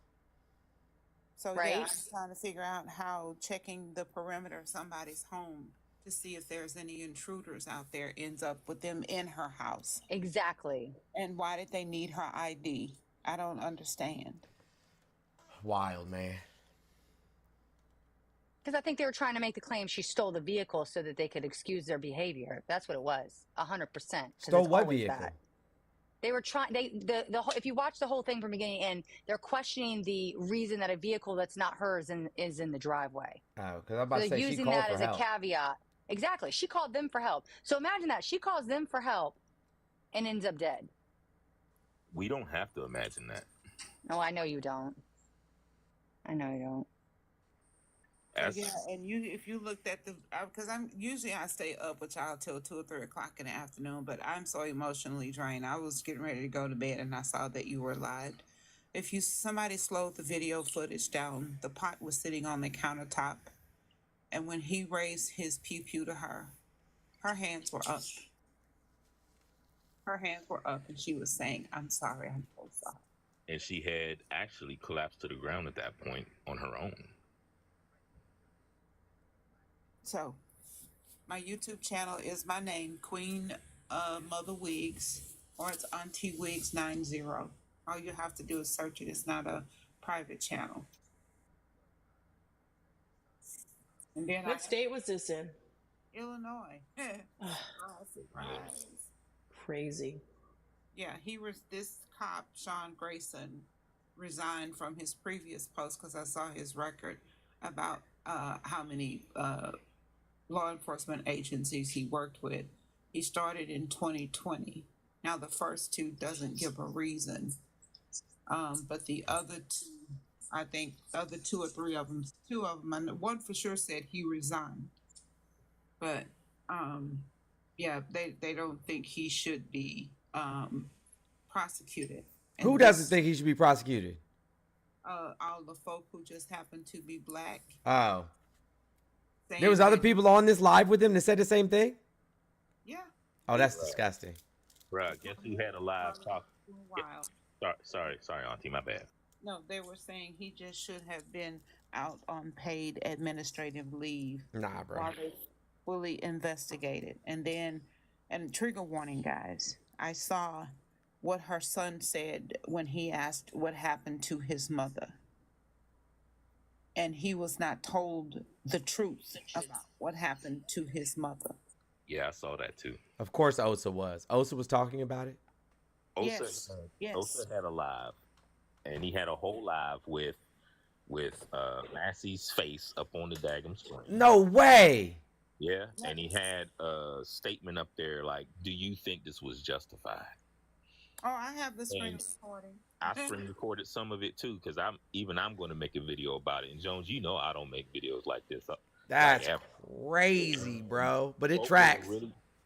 It tracks. Really in there arguing whether it was justified or not. And you know, here's what's killing me. He'll do anything to get attention, won't he? Pretty much, just grifting. And there's three things about not just this situation, but a lot of situations before it that are dragging on my nerves. One, I'm going to ask. I can't demand anybody do anything, but can y'all please stop calling this wild and crazy? Can y'all give me a break with your fucking surprise bullshit? Can y'all give me a break with acting like this is wild? And then coming up and talking about your sympathies and shit like this when black folk have been talking about it forever? It's exhausting. That's number one. Right. Number fucking two, you're not criminal investigators. Right. That's what I said, bro. You a criminal investigator? I am one. Literally worked with CID and OCS and NCIS, and the list goes on forever. Shut the fuck up.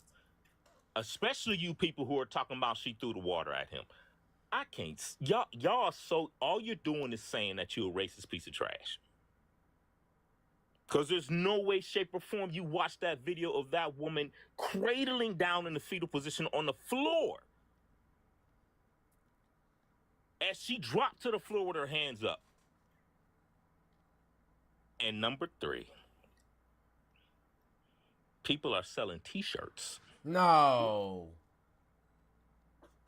Ain't no way, bro. Ain't no way. Yes, way. I went right into my design network with my people and was all like, bro, let's look around. I want to see if anybody's selling shirts about this shit.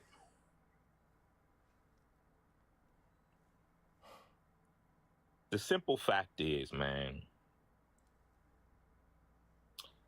everyone on here is so used to people of color, particularly black folk, getting gunned down, getting unalived by the popo and by civilians, and so used to throwing up your obligatory, I'm sorry, I'm wild, I'm crazy. Right. But for those of us who have to live this every day, I'm in a state where I get in the car and I have to wonder if I get pulled over, what's going to happen to me. Yep. 3 times already since I've been in the U.S. And I know the 4th time, I ain't going to get a 4th time. I survived combat in 2 rounds going through my body to come back to the country that I so-called wore the uniform for, in a place where I can basically be unalived. I got a higher percentage of getting unalived than when I was in combat. Right. And if you don't, and I was in one of the most dangerous thing you can do in the Army, with the exception of Delta, who I also work with. So we'll just leave that alone. I'm an artist now and I draw stuff and all this other stuff, y'all. But man, I'm so sick of it. I'm so sick of the fake, false ass outrage. I'm so sick of coming on this app and seeing my own people, particularly black men and some black women, grifting about the unaliving of our people.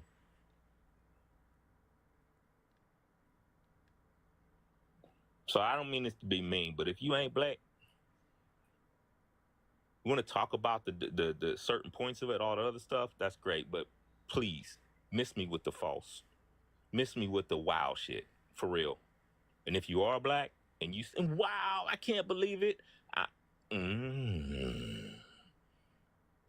you are 500 times worse.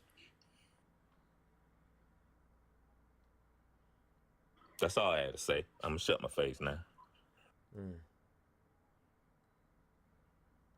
I have unfriended so many people, so many, unapologetically so, and I didn't announce it, I just did it. I can't believe this is happening. Why is this still happening? Oh no, I can't believe it. And some of them even saying the same vitriol that this dark crater, whatever his name, Dark Vader, for saying that she threw water on the cop, that it was justifiable. She should have complied. So, and now I'm unfollowing folk. God, they talking shit about Madam Vice President. She ain't black. Her That's daddy is crazy. Swear to God, her daddy ain't black. Her daddy Indian. I was like, y'all do Her know mom's her daddy? Indian. Yeah, y'all do know her daddy from Jamaica, right? And then they went all the way back and damn near found out where his ancestors came from on Ireland that owned slaves. I was like, are y'all kidding me? Yeah, right we all now? are descendants of slave owners, you dummies. Yeah, Like that's 85% of black Americans are descendants of slave owners. Yeah, like they tried to do with Angela Davis. Was it Angela Davis? Mm-hmm. Where she found out her ancestry started from people on the Mayflower. Yeah. And it's like, does that not change? Does that change the fact that she a black woman? Does that change the goddamn fact that she a black woman? But I find it odd, right, that they would do that to black people, because we are all in some shape, form, fashion, method, means, Amanda, a descendant of a slave owner. Right. But when we bring up the fact that it was y'all that owned us, stop living in the past. Like, seriously, people? Bedlam is what is happening right now. But on a happy note, Kamala has a campaign phrase. She has a campaign phrase, or whatever they call it. What is it? A slogan? Her campaign slogan is, "We are not going back." Is it really? Yep, we are not going back. I love that. We are not going back. Yo, I had a in my old shop ACT, I had a statement like that. On that's wild, yo. That's big up right there. I love that. We're not going back. No, not ever.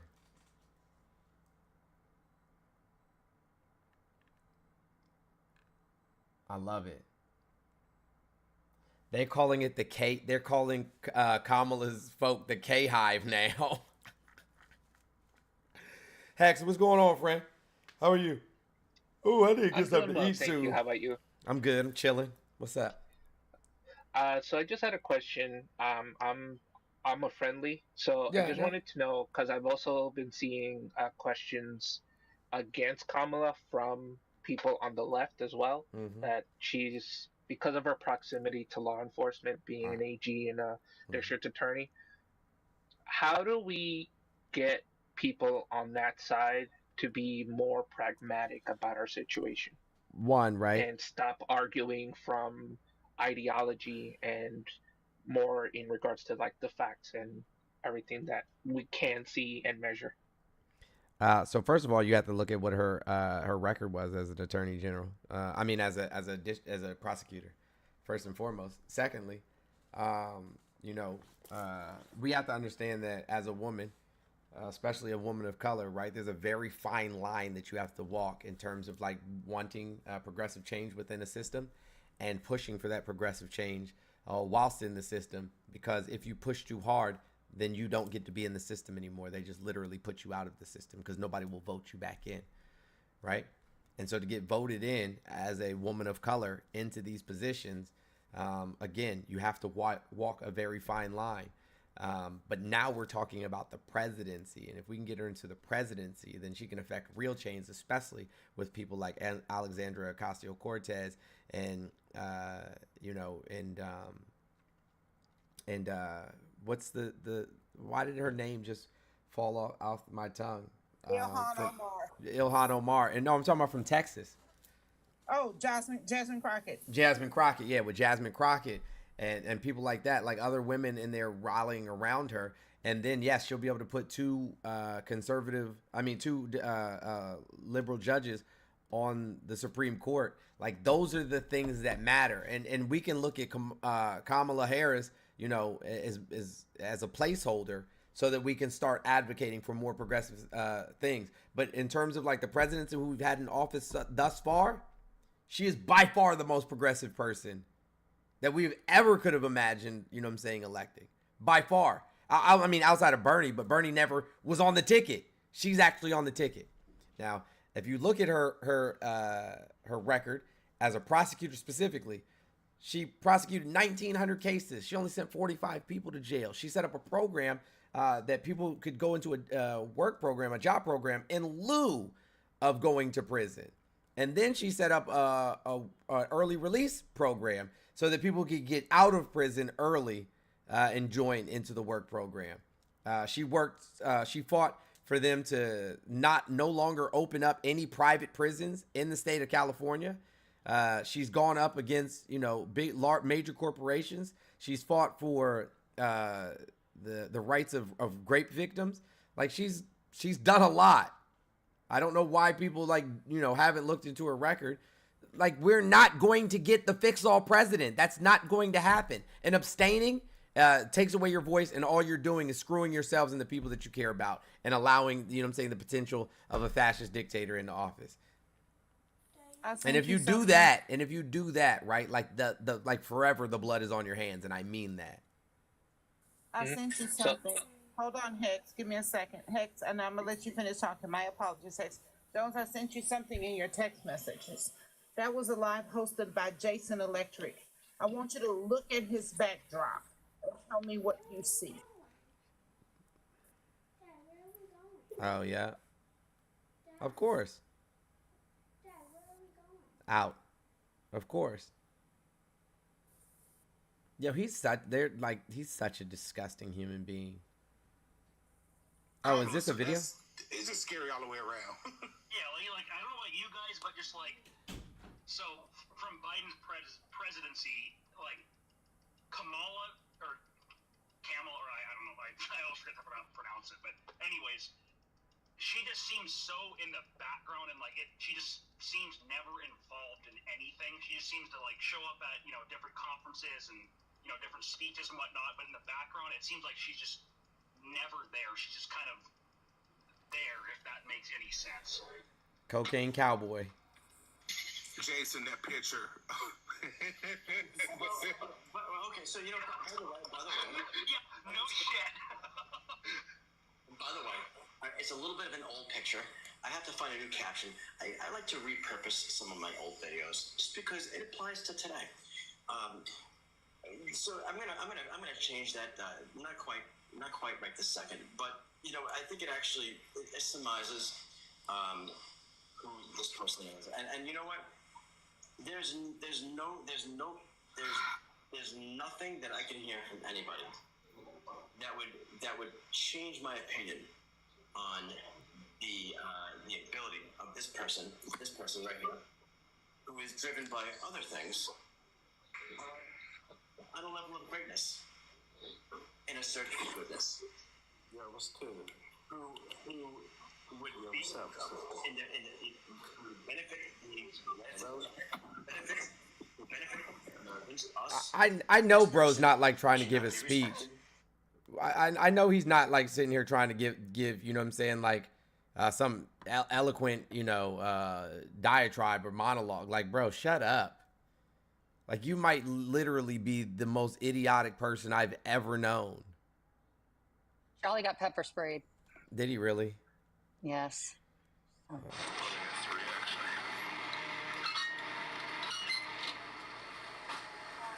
I see him in the store on a live. What do you get pepper sprayed for? I think he's going to get water because he's protesting Netanyahu right now. I know. I know that. Yeah, I think he got pepper sprayed by police, and he's trying to get in the store to get water. Anyways, all right, I got to take Jason, a fucking disgusting piece of shit. Hey, YouTube, bye.